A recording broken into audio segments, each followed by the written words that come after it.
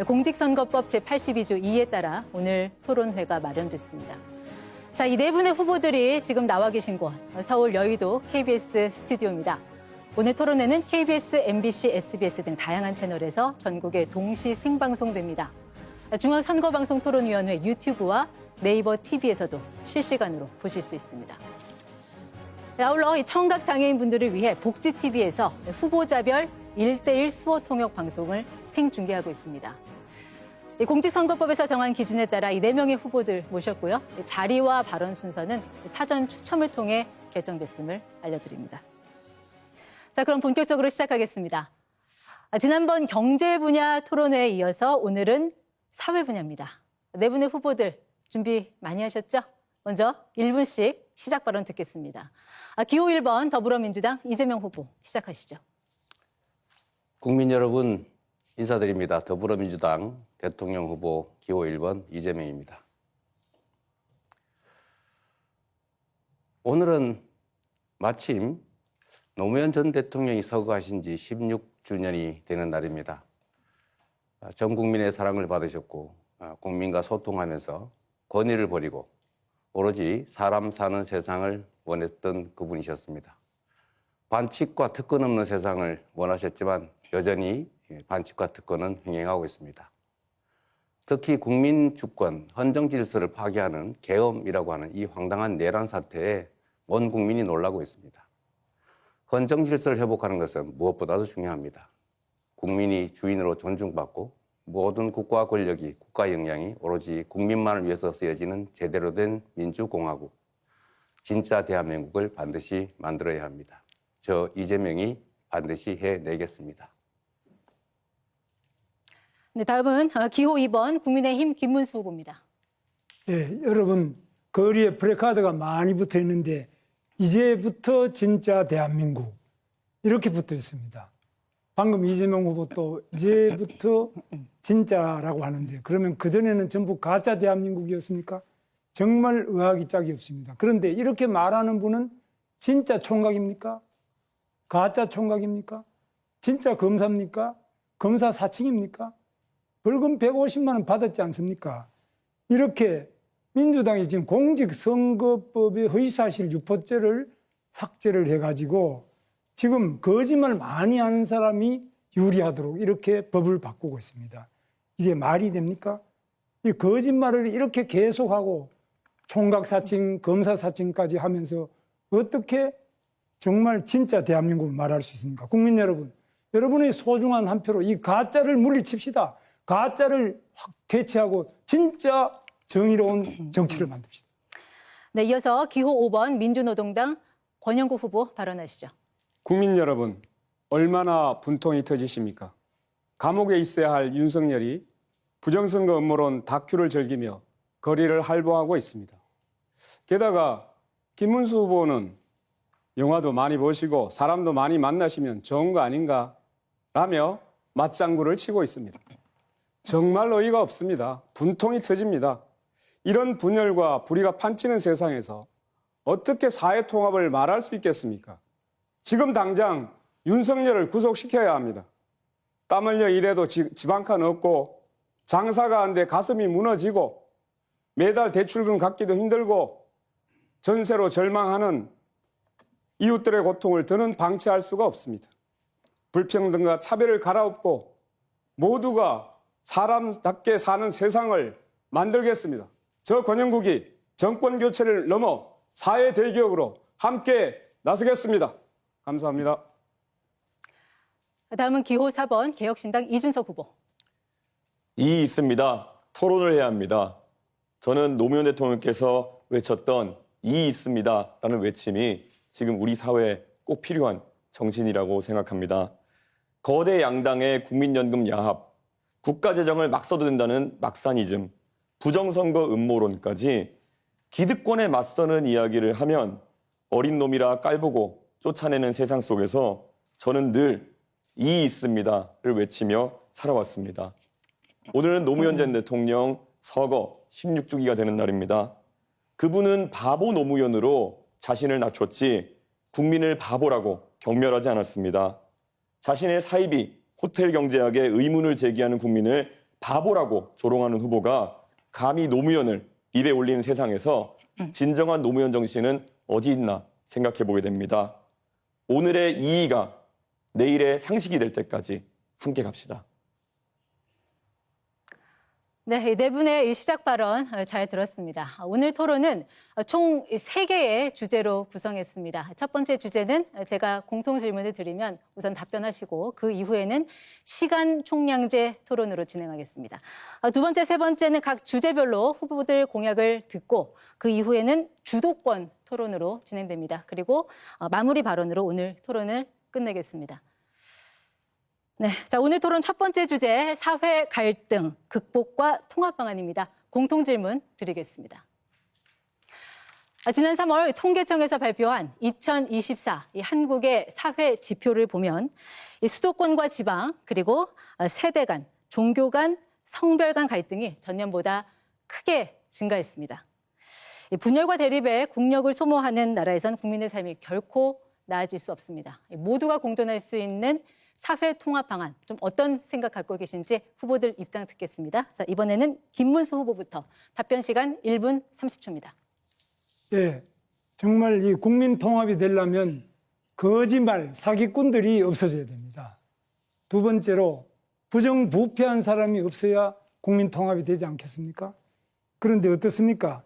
지금 자기가 공직선거법에 허위사실 유포죄로 대법원에서 파기환송 취지로 유죄 취지로 파기환송을 하니까 이 대법원장을 완전히 청문회를 하겠다, 탄핵을 하겠다, 대법관을 뭐 100명을 뽑겠다 이런 식으로 마음대로 대법원까지도 자기 마음대로 하려고 합니다. 그리고 또 헌법재판소에서 4심까지도 이 대법원 재판을 다시 하도록 이렇게 하려고 하고 있습니다. 그런데 이 본인 이재명 후보 자신은 5개나 재판을 받고 있습니다. 즉 불법 대북 송금 사건으로 부지사를 감옥에 보내놨는데 7년 8개월입니다. 어떻게 부지사가 감옥에 가 있는데 지사가 멀쩡한 이런 대북 송금이 어떻게 가능합니까? 저도 도지사를 해봤지만 있을 수 없습니다. 백현동, 대잔동 비리로 얼마나 많은 사람들이 감옥에 가 있고 얼마나 많은 사람이 의문사를 했습니까? 뿐만 아닙니다. 지금 그 측근들이 이렇게 어렵지만 나머지 다른 사람들도 전부 어려움을 처했는데 이 거짓말과 부패를 뿌리 뽑는 것이 결국 국민 통합의 첫걸음이 안 되겠습니까? 네, 같은 질문에 권영국 후보 답변 듣겠습니다. 네, 아직도 부정선거 망령에 벗어나지 못하는 윤석열 극우 내란 세력, 진실을 망상으로 덮어버리려는 음모론, 이것부터 척결하는 것이 사회 통합의 시작입니다. 국민 여러분, 정치판을 갈아엎어 주십시오. 이번 대선에서 극우 세력을 퇴출시키고 진보정당 민주노동당과 중도보수 민주당이 경쟁하는 새로운 정치판으로 교체해 주십시오. 불평등은 모든 사회악의 뿌리입니다. 얼마 전 선종하신 프란체스코 교황의 말씀입니다. 불평등이 차별을 낳고 차별은 배제로 이어졌습니다. 저 권영국은 사회 통합을 위해 3가지를 약속합니다. 첫째, 불안정, 무권리, 저임금 노동자 1,300만 명 권리 보장으로 불평등 해소의 전환점을 만들겠습니다. 둘째, 부자 감세 원상복구, 불로소득 과세, 부자 증세를 통해 부의 재분배를 이루겠습니다. 셋째, 포괄적 차별금지법을 제정해 차별 없는 나라, 여성과 소수자들이 혐오로부터 안전한 사회를 만들겠습니다. 이것이 진정한 사회 통합의 출발점이자 국민 모두의 삶을 하나로 묶는 힘입니다. 저 권영국이 끝까지 책임지도록 하겠습니다. 국민 여러분, 함께해 주십시오. 우리의 삶은 우리의 힘으로 함께 만들어가는 것입니다. 네, 이번에는 이준석 후보 답변 듣겠습니다. 예, AI 연산용 GPU 한 장 가격이 5천만 원 정도 합니다. 그런데 원가만 따져보면은 120원이라고 하는 사람도 있을 겁니다. 반도체가 모래에 있는 성분에서 나오니까요. 이걸 두고 GPU 원가는 120원이라고 하면 농담이지만 그것을 근거로 대기업이 폭리를 취하니까 이윤을 빼앗아서 국민에게 나눠주자라고 하면 선동이 됩니다. 여기에 원가는 원두값의 줄임말 같은 억지 해석과 문자폭탄이 따라붙으면 정치는 증오의 도구가 되는 겁니다. 우리나라가 극단적 가난에서 벗어난 시기에 태어나 좋은 교육받고 자라난 사람들이 대학에 가서 구시대적 계급론에 빠지더니 사회에 나가서도 세상을 흑백으로 갈라치고 특정 세대와 계층을 갈라치고 거기에 순응하지 않는 사람들은 적폐라고 몰아붙이면서 우리 사회의 갈등 구조를 증폭시켜 놓았습니다. 더 나아가 이에 이의를 제기하는 젊은 세대에게 너희는 어리다, 혐오를 조장한다, 덮어씌우기까지 합니다. 이 문제를 해결하는 방법은 간단 명료합니다. 이제는 낡은 세대가 정치 일선에서 깔끔하게 물러나고 열린 세계에서 나고 자란 세대가 전면에 나설 때입니다. 정치 교체가 시대 교체의 출발점입니다. 저 이준석이 해내겠습니다. 네, 다음 순서는 이재명 후보입니다. 네, 사회 갈등의 근본 원인은 양극화, 엄청난 격차에 있습니다. 또 저성장이 큰 원인을 차지합니다. 기회가 적다 보니까 사회 구성원 간의 갈등이 격화됩니다. 기회가 넘치면 갈등이 줄어들겠죠. 그래서 근본적인 해결책은 우리가 다시 성장하는 사회로, 지속적으로 성장하는 사회로 가는 것입니다. 따라서 우리가 미리 제시해 드린 것처럼 AI를 포함한 첨단 기술 산업들을 육성하고 기후위기에 맞춰서 신재생 에너지 관련 산업들을 키워야 됩니다. 그리고 문화산업 등을 키워서 전 세계적으로 대한민국이 다시 우뚝 일어서야 합니다. 단기적인 방안들은 그런 것이죠. 사회 구성원들 사이에는 언제나 갈등이 있기 마련입니다. 이해관계가 충돌하기 때문이죠. 이 이해관계를 충돌하는 것을 해결하는 것이, 조정하는 것이 바로 정치입니다. 그런데 이 정치가 최근에 좀 이상하게 변질했습니다. 상대를 존중하고 대화하고 인정하고 또 타협해야 되는데 상대를 제거하려고 합니다. 가장 극단적인 형태가 이번에 내란, 계엄 사태죠. 야당을 완전히 쓸어 없애버리려고 한 것 아닙니까? 야당, 정치적 상대를 제거하려고 했던 것 아닙니까? 이런 방식으로는 사회 갈등이 해소되는 게 아니라 적대와 혐오, 증오가 커지죠. 이번 내란 사태를 극복하는 것, 엄격하게 심판하는 것, 이게 가장 중요한 방안이라고 생각됩니다. 네, 네 분의 후보들 답변 들어봤고요. 자, 토론 규칙 말씀드리겠습니다. 자, 이제 이 주제를 놓고 토론을 하시면 되는데 한 분당 6분 30초씩 시간 총량제입니다. 특정 후보를 지명해서 서로 토론하시면 되고요. 질문을 받지 않았더라도 하실 말씀이 있으면 손을 들어주세요. 그러면 제가 그 남은 잔여 시간 등을 감안해서 적절히 발언권을 드리도록 하겠습니다. 한 번 발언할 때는 가급적 1분 30초를 넘지 않게 해주시기 바랍니다. 자, 김문수 후보부터 발언 시작하겠습니다. 네, 저는 지금 우리 대한민국에서 가장 큰 문제가 지금 사회적인 최고 지도자인 대통령이 되겠다는 사람이 기본적인 최소한의 인륜을 다 무너뜨린 이런 분들이 대통령이 되겠다는 데 대해서 시중에서 너무너무 걱정을 많이 하고 있습니다. 그래서 이런 기본이 안 된 사람, 이런 사람이 어떻게 정치를 하고, 이런 사람이 어떻게 사회 통합을 하고, 이런 사람이 어떻게 국민 교육을 하고 또 국민들을 통합시킬 수 있을 것이냐. 그리고 공직자로서 가장 부패한 사람, 대장동 비리부터 백현동 비리로 법인카드를 쓴다든지, 또 국회에 가서는 국회에서 완전히 자기를 방탄하기 위해서 방탄조끼 입고 방탄 유리하는 거는 좋은데 방탄 입법을 합니다. 국회를 이용해가지고 온갖 법을 만드는데 전부 자기가 재판 안 받으려고, 자기가 대통령이 되면 그다음부터 재판을 다 중지시킨다. 그리고 자기가 또 유죄 판결 난 그 대법원장에게 청문회를 하겠다, 특검을 하겠다, 대법원을 아예 싹 바꿔가지고 100명까지 대법원을 늘리겠다. 대법원 결정에 또 승복하지 않으면은 그 다음에는 또 헌법재판소에 판결받겠다. 이렇게 하는데 우리 이재명 후보한테 제가 묻습니다. 네. 그러니까 지도자가 되고 또 국민 통합을 하려면 가정에서부터 좀 통합이 돼야 안 됩니까?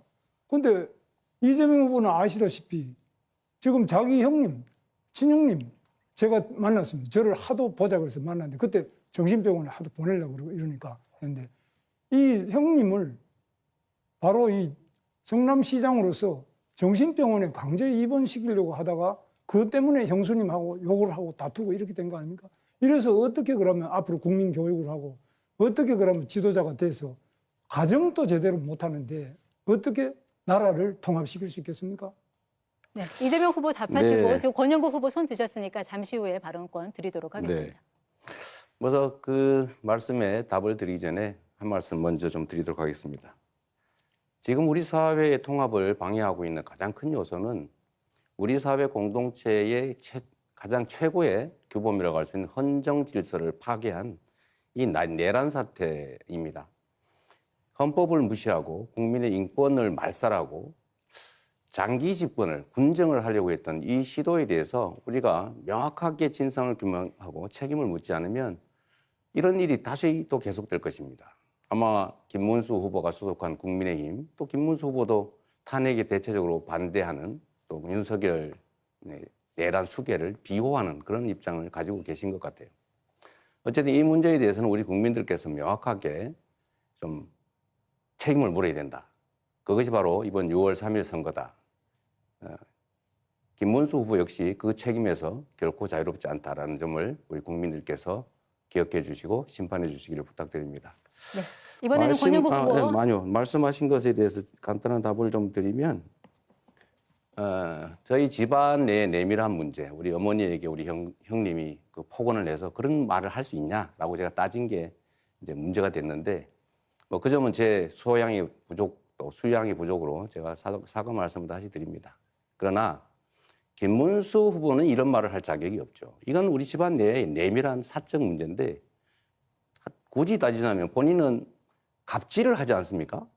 그 소방관한테 전화해서 나 김문수인데 뭐 어쩌라는 거예요?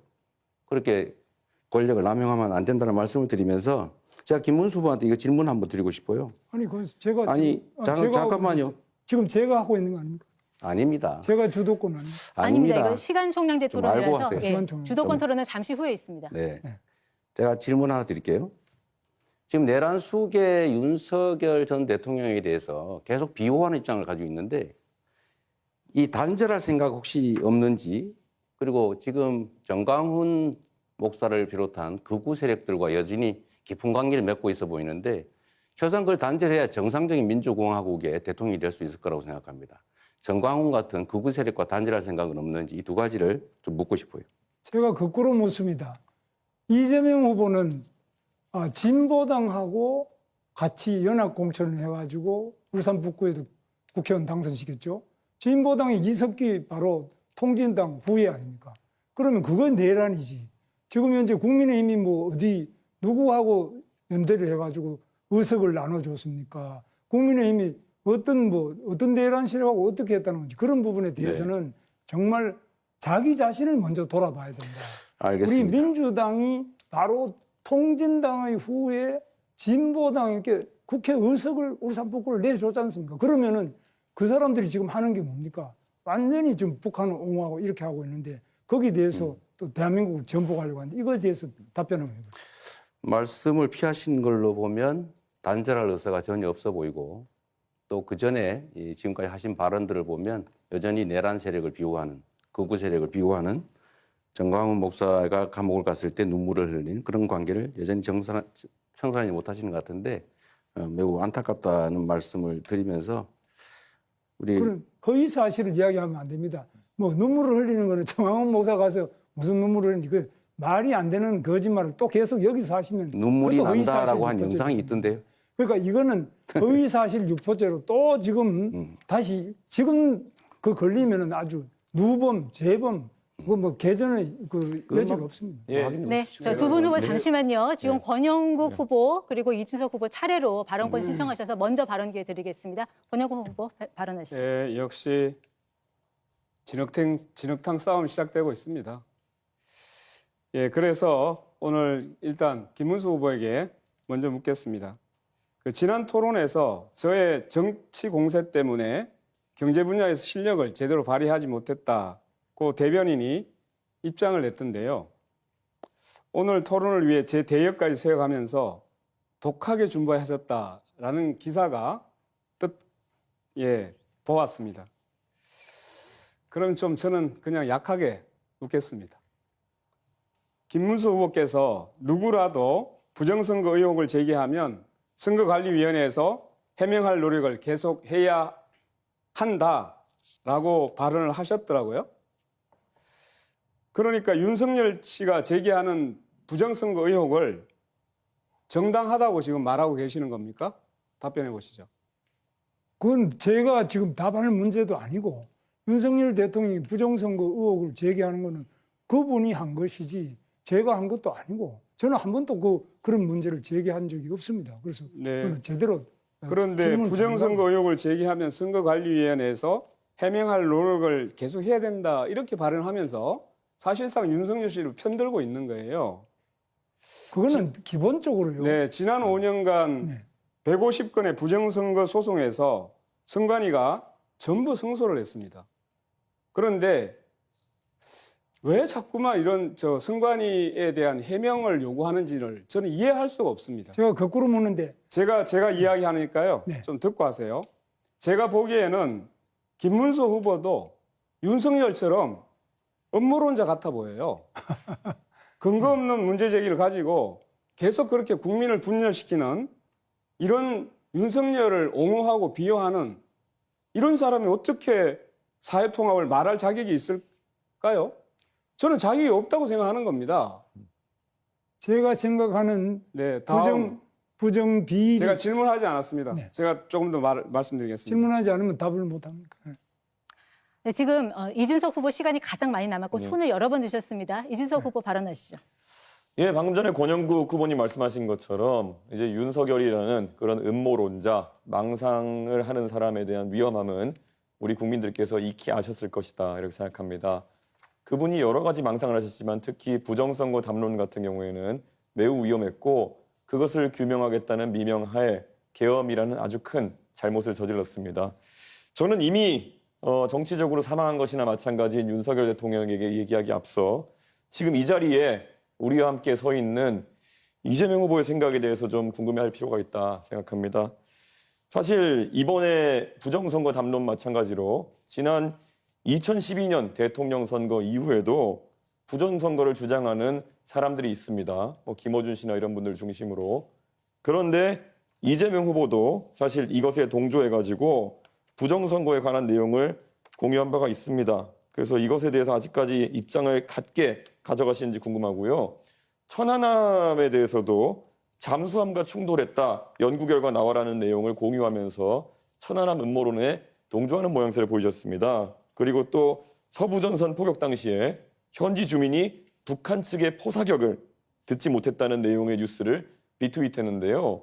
이거는 사실 대통령이 되면은 대한민국의 안보를 책임지는 사람이 돼야 되는데 우리 목숨 바쳐 서부전선을 지키고 있는 장병들을 믿지 못하고 군을 믿지 못하고 오히려 북한의 주장에 역성을 들거나 아니면 이런 음모론자들과 괴를 같이 하는 것인데 이런 행보에 대해서 반성하는 자세인지 우선 궁금합니다.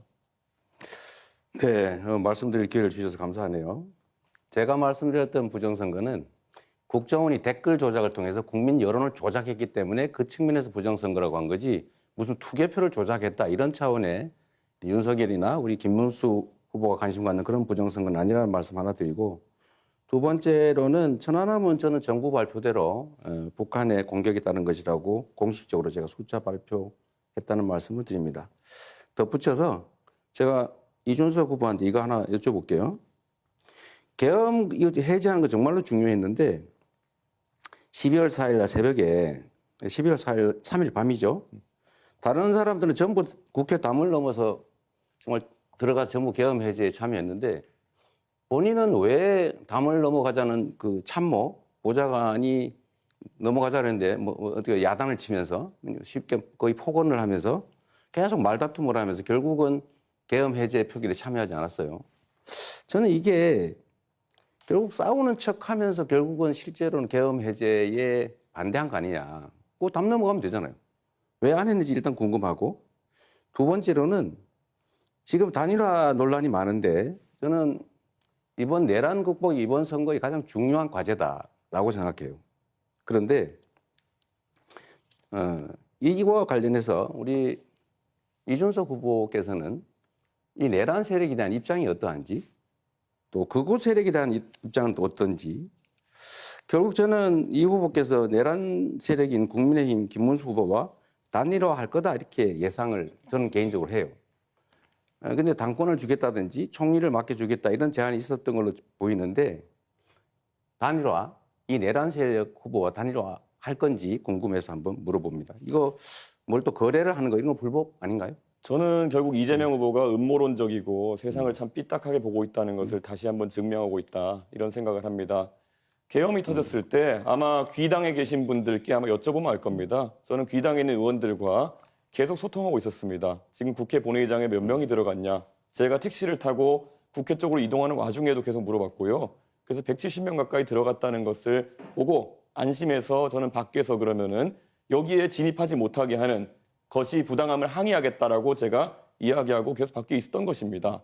그리고 안에서 국회의장 비서실에도 연락해가지고 여기 밖에 지금 4명 정도 의원이 못 들어가고 있으니까 와서 우리를 들어가게 해달라라는 요청까지 했고 실제로 그분들이 오셨습니다. 저는 이번에 헌법재판소에서 계엄에 대한 판단을 내리면서 탄핵 판단을 내리면서 결국 이런 것들이 증거자료로 쓰인 것을 잘 알고 계실 겁니다. 그리고 제가 천하람 의원실에 저와 막역하게 지내는 비서관에게 그 얘기를 했을 시점은 이미 표결이 끝난 시점이었습니다. 제가 도착한 시점이 표결 한 5분, 4분 전이었고요. 그렇기 때문에 제가 안에 있는 민주당 의원들과 소통까지 해가면서 정확한 숫자를 파악해서 저는 밖에서 못 들어간 의원들과 같이 들어가겠다 했던 것입니다. 그것을 비난하는 의도를 저는 잘 모르겠는 것이 민주당에도 진입하지 못한 의원님들이 있는 것으로 알고 있습니다. 그분들은 그럼 이재명 후보의 논리대로라면은 계엄을 막을 생각이 없었다는 것입니까?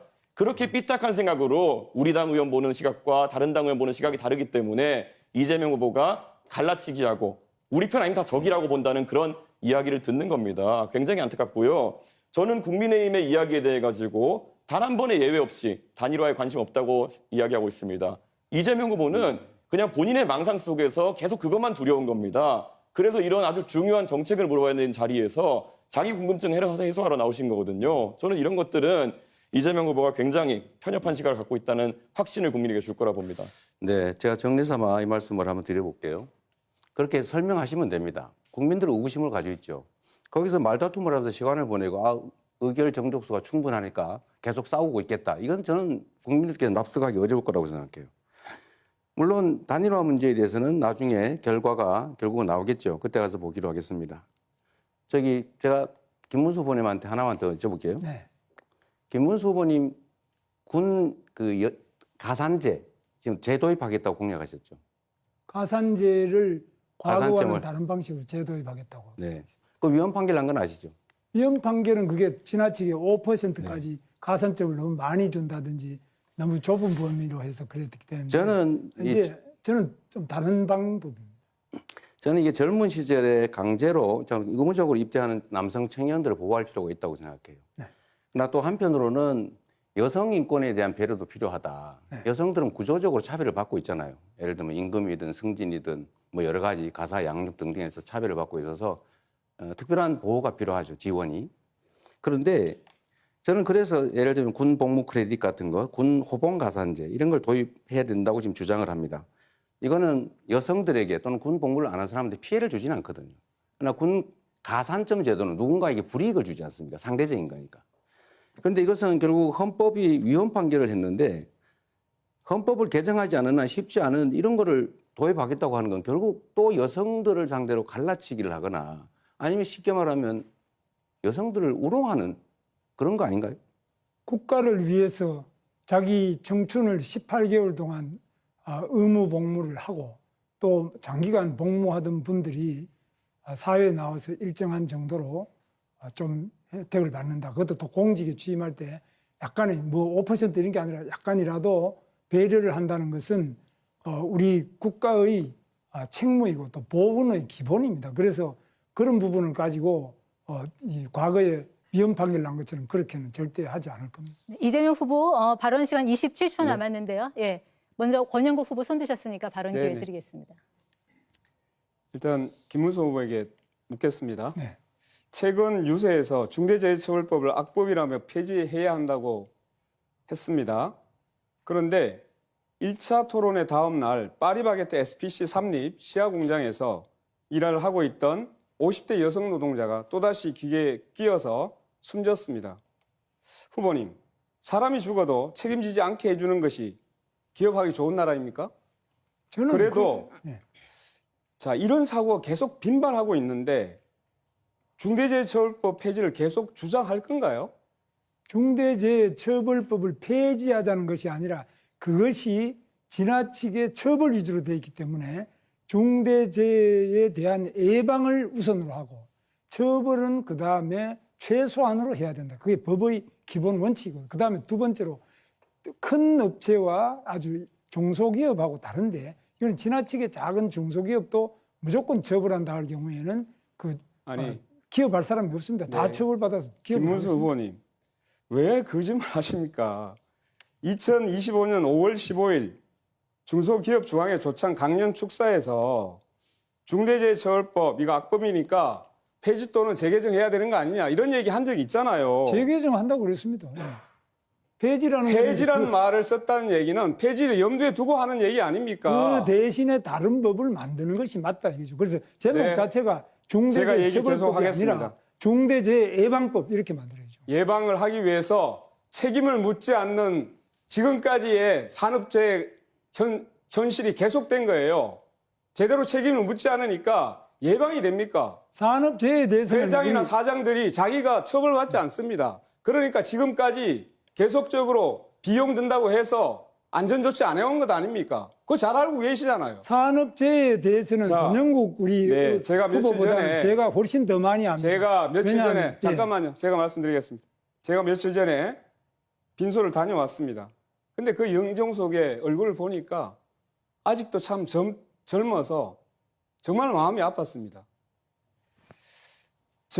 저는 분명히 말씀드립니다.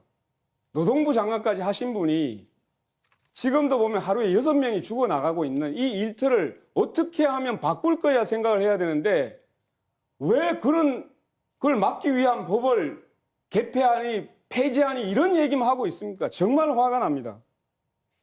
네, 여기까지 하겠습니다. 그리고 네, 제가 좀 말씀을 됐습니다. 예.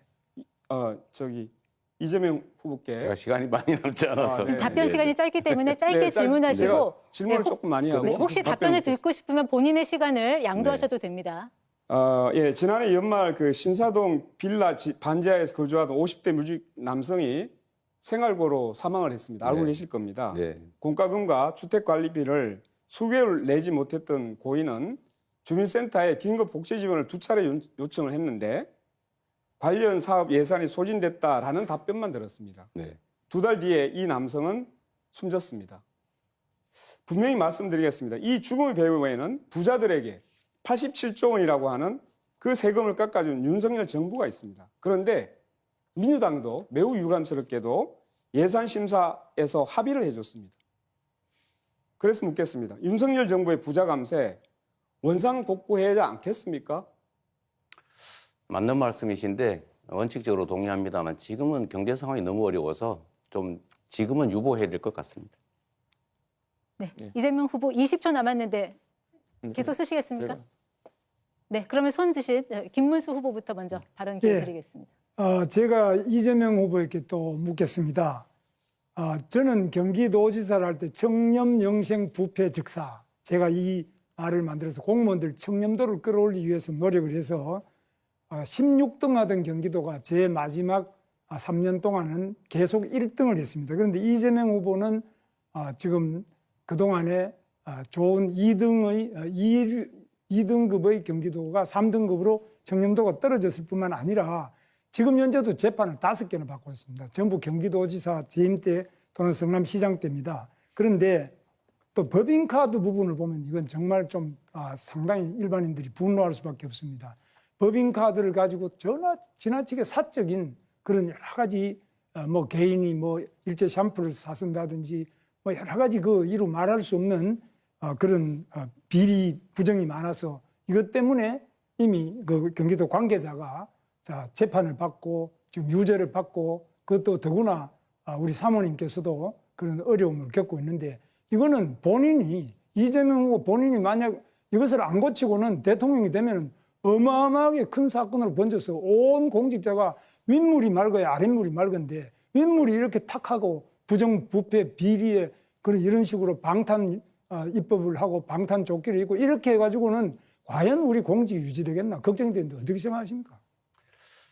김문수 후보가 소속된 그 정권이 아무런 증거도 없이 언론 플레이해가면서 마구 무작위 조작 기소를 한 결과다 이 말씀을 드리고 그 증거가 있으면 구체적 증거를 한번 내보십시오. 저는 그렇게 쓴 일이 없어요. 재판에 여기 다 나와가지고 저도 자료를 다 가져왔습니다. 그럼 왜 재판을 받습니까? 왜 유죄가 나옵니까? 유죄 어디 나왔습니까? 유죄가 여기 지금 법인카드 해가지고 전부 다 여기 제가 없이 유죄가 나왔습니까? 아니 지금 우리 사모님도 지금 그렇고 네, 김문수 후보 발언 시간 초과돼서 마이크가 자동으로 음소거 됐습니다. 자, 이재명 후보 7초 남았는데 마저 답변하시겠습니까? 네. 자, 그럼 이준석 후보에게 발언 기회 넘기겠습니다. 예, 오늘 저희가 사회 갈등을 극복하는 방법에 대해서 이야기하고 있는데요. 사실 최근에 대한민국에 여러 가지 갈등 상황들 중에 우려를 살 만한 지점들이 있었습니다. 몇 년 전에 전장현 관련해서 지하철 시위라는 과정에서 정말 4호선을 타는 100만 명이 넘는 그런 시민들의 발을 묶어가지고 자신들의 뜻을 관철하는 것이 옳은가 아니냐에 대해서 많은 시민들이 갑론을 박했습니다. 그리고 최근에는 동덕여대에서 공학전환 논의가 있을지도 모른다는 얘기 때문에 그 구성원들 중에 일부가 자신의 학교를 기물을 파손하고 그리고 락카치를 해가지고 학교를 거의 쓰지 못할 지경으로 만들어 놓은 사태가 있었습니다. 그런데 한 가지 여기서 주목할 점은 민주당이 매번 등장해서 여기서 그런 행위를 한 분들에 대해 가지고 적극적인 옹호를 해왔다는 겁니다. 어제 한 기사가 보도됐는데요. 민주당 교육위 소속 의원 3분과 보좌진 1분이 이준석이 왜 거기에 오겠느냐, 이준석이 동덕여대 왜 방문하게 허용해줬느냐 라면서 동덕여대를 다그치고 그래서 동덕여대 측에서 결국엔 압박을 이기지 못하고 학생들에게 대한 손해배상이라든지 형사고발 조치라든지 이런 것을 풀어준 이런 사례가 있습니다. 그러면서 학교에 대한 종합감사를 하겠다 등 여러 가지 압박을 한 것으로 이렇게 보여지는데요. 저는 사실 전장현이나 아니면 이런 동덕여대 폭력 사태 이런 것들에 대해 가지고는 사회 질서를 유지하기 위한 최소한의 원칙을 우리가 가져가야 된다 보는데 민주당이 자신들과 뜻이 비슷하면은 이런 식으로 개입해 가지고 정치적 권력으로 책임을 면해주는 이런 상황. 여기서 법 질서가 바로 서겠느냐 그리고 이런 일들이 재발되지 않겠느냐라는 우려를 하게 하는데요. 이재명 후보님 어떻게 생각하십니까? 나중에 주도권 토론에 답변하도록 할게요. 지금 답하기는 시간이 없습니다. 네, 그럼 권영국 후보께 제가 똑같은 질문을 발언 기회 그러면은 드리겠습니다. 권영국 후보님께 좀 드리고 싶습니다. 이런 의미에서 민주노동당 같은 경우에는 앞으로 이런 사회 질서를 훼손하는 행위가 발생했을 때 민주당과 마찬가지로 만약 대통령이 되신다면은 옹호하는 스탠스를 취하실 건지 궁금합니다. 예, 질문이 잘못됐습니다. 전장년의 시위가 왜 발생했는지, 동덕여대 여학생들의 시위가 왜 발생했는지 그것을 먼저 물어야 됩니다. 원인이 있고 결과가 있는 것이지 지금 이준석 후보는 결과에 따른 갈등 사항만 이야기하고 있습니다. 과연 그게 문제를 풀 수 있는 길이라고 생각합니까? 그 원인이 무엇인지 그게 말씀해 사회 주십시오. 통합이라고 생각하십니까? 그 원인이 무엇인데요? 그래서 다른 걸 하나 물어보겠습니다. 지금 농촌에서는 일당 11만 원이 돼도 이주노동자가 없어서 난리입니다. 그럼에도 이준석 후보는 이주노동자에게 차등임금제, 그러니까 최저임금을 다르게 설정하자고 공약했습니다. 이것이 과연 농촌 현실에 맞는 정책입니까? 우리 근로기준법 제6조는 국적에 따른 차별을 금지하고 있습니다. 그리고 외국인 고용법 22조에서도 외국인 노동자 차별을 금지합니다. 알고 계시죠? 1998년 비준한 고용 및 직업상의 차별에 관한 ILO 협약에서도 출신국에 따른 차별을 엄격히 금지하고 있습니다. 지금 공약은 명백한 법 위반일 뿐만 아니라 국제협약 위반입니다. 어떻게 이런 공약을 낼 수 있습니까? 저는 공약 철회해야 된다고 생각하는데 철회해야 된다고 생각합니다. 어떻게 생각하십니까? 답을 드리겠습니다. 자, 결국엔 ILO 컨벤션 111조, ILO 협약 111조를 얘기하시는 것 같은데요. 네. 캐나다 같은 경우에도 1964년도에 이것을 비준한 뒤에 TFWP 프로그램 등을 통해 가지고 외국 노동자에 대해서는 규정을 완화한 사례가 있고요. 그리고 지금 법 얘기하셨는데요. 당연히 법 개정을 상정해서 말씀드리는 거고요. 권영국 후보자께서 말씀하시는 것이 전 이해가 가지 않는 것이 최저임금이라는 것은 임금의 최저선을 얘기하는 겁니다. 네, 맞습니다. 말 그대로 최저임금을 낮춘다고 해가지고 안 오던 사람이 온다? 그런 것도 아닙니다. 그렇기 때문에 무엇을 지적하려고 하는지가 우선 논리적으로 맞지 않거든요. 논리적으로 맞는 말씀을 해주셔야 됩니다. 임금을 차별. 자, 예. 그래서 어떻게 되는지 아십니까? 현재 OECD 국가 중에도 외국인이라고 최저임금을 다르게 적용한 나라가 있습니까? 최저임금 제도가 없는 나라도 있습니다. 최저임금을 다르게 적용한 나라가 있습니까? 미국 제가 말씀드리지 않았습니까? 자, 일부 국가에서 시도했다가 이 내국인 일자리를 뺏는다고 폐지한 제도입니다. 아니, 제가 아시겠습니까? 미국 말씀드렸는데 왜 미국이 아니라 OECD 말씀하셨는데 미국은 외국인하고 내국인을 사등하는 데를 있느냐고 묻는 네, 겁니다. 권영국 후보 시간 다 쓰셨습니다. TFWP 프로그램 제가 말씀드렸지 않습니까? 캐나다에서 유대했었다고. 가치점을 그렇게 이야기하면 안 됩니다. 늘 왜 갈라치기 합니까? 네, 발언 시간 초과됐습니다. 자, 이재명 후보 6초 남았는데 쓰시겠습니까? 네, 그러겠습니다. 우리 김문수 후보님 증거가 있으면 제시하고 말씀하시는 게 좋겠습니다. 네. 네. 두 분 다 발언 시간 다 쓰셨고요. 이준석 후보 7초 남았습니다. 쓰시겠습니까? 방금 전에 권영국 후보님 말씀하셨는데 아까 그냥 캐나다의 TFWP 프로그램도 말씀드렸고요. 한국에서는 이미 폐지되었지만 산업연수생 프로그램도 있었습니다. 그렇기 때문에 ILO 컨벤션에 위배되지 않게. 네, 발언 시간이 초과되면 마이크가 자동으로 음소가 된다는 점 다시 한번 말씀드리겠습니다. 자, 첫 번째 토론은 여기까지 듣고요. 다음 이제 두 번째, 세 번째 주제로 넘어갈 텐데 앞서 말씀드렸지만 오늘 주제는 사회 분야입니다. 가급적 이 주제에서 크게 벗어나지 않도록 부탁드리도록 하겠습니다. 네, 이제 공약 검증, 주도권 토론으로 넘어가겠습니다. 자, 먼저 이 후보들의 핵심 공약을 듣고 이후에 이제 토론을 진행을 할 텐데요. 주제는 초고령 사회 대비 연금 의료 개혁입니다. 자, 우리 사회가 저출생, 또 초고령 사회로 진입하면서 연금과 의료 개혁은 더 이상 미룰 수 없는 과제가 됐습니다. 역대 정부에서 여러 차례 시도했지만 합의점을 찾지 못했던 이 난제를 후보들께서는 어떻게 풀어갈 것인지 들어보도록 하겠습니다. 발표 시간 1분 30초 순서에 의해서 권영국 후보부터 시작하겠습니다. 네, 국민 여러분 매우 좀 혼란스럽긴 하죠. 대한민국은 이미 초고령 사회에 진입했습니다. 65세 이상 어르신이 1,000만 명을 넘어섰지만 아직도 많은 어르신들이 빈곤과 고립 속에 고통을 받고 있습니다. 이제 돈보다 생명이 우선하는 돌봄복지국가 시대를 열겠습니다. 첫째, 지자체 통합 돌봄 책임제와 간호간병 통합 서비스를 전면 확대해서 무상돌봄, 무상간병을 실현하겠습니다. 둘째, 군복무 전 기간을 연금기간으로 인정하고 자녀 출산 시 출산육아 크레딧으로 자녀 한 명당 24개월의 연금기간을 인정하겠습니다. 셋째, 프리랜서, 자영업자와 같은 지역가입자의 보험료를 50% 지원하고 기초연금을 월 70만 원으로 인상하겠습니다.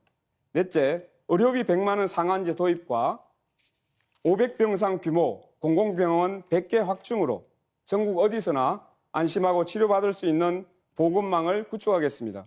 국민 한 사람 한 사람의 존엄을 지키는 것이 바로 국가의 사명입니다. 돈보다 생명이 우선인 나라, 돌봄과 존엄이 보장되는 나라, 저 권영국이 끝까지 책임지고 실천하겠습니다. 네, 감사합니다. 네, 다음으로 이준석 후보 공약 듣겠습니다. 윤석열 정부 시절 우리가 겪은 가장 황당한 정책 가운데 하나가 의대 증원입니다. 3,000명이던 정원을 5,000명으로 늘리겠다고 했지만 강의 시설도 증원 숫자의 근거도 사회적 수기도 없었습니다. 그냥 무조건 따르라는 식이었고 결국 전공의 복귀 안 하면 처단한다라는 계엄 포고령으로 귀결되었습니다. 그래서 우리는 지금 조기 대선을 치르고 있는 겁니다. 아직도 우리 정치에는 이런 정치인이 많습니다. 대책을 물으면 잘하면 됩니다. 라는 말만 반복하고 비판하면 극단적이시군요. 하는 공격으로 덮으려 합니다. 무지성, 비과학, 비합리. 파란 옷을 입은 또 다른 계엄 세력입니다. 연금 개혁도 마찬가지입니다. 구조는 손도 대지 않고 숫자만 바꾼 가짜 개혁으로 사회 초년생에게는 평생 5천만 원 가까운 부담을 떠넘기고 기성세대는 더 가져가는 밀실 합의를 하고 말았습니다. 여기에 문제 제기했더니만은 세대 갈등을 조장한다면서 또 적반하장으로 나옵니다. 저는 이미 신연금과 구연금의 분리, 신뢰 회복을 통한 단계적 의료 개혁안을 제시한 바 있습니다. 우리 사회의 많은 개혁은 정치 개혁으로부터 출발합니다. 국민 여러분, 점진적인 개혁을 통해 대한민국을 한 단계 업그레이드 시키겠습니다. 저 이준석이 해내겠습니다. 네, 다음 이재명 후보 공약 발표 듣겠습니다. 네.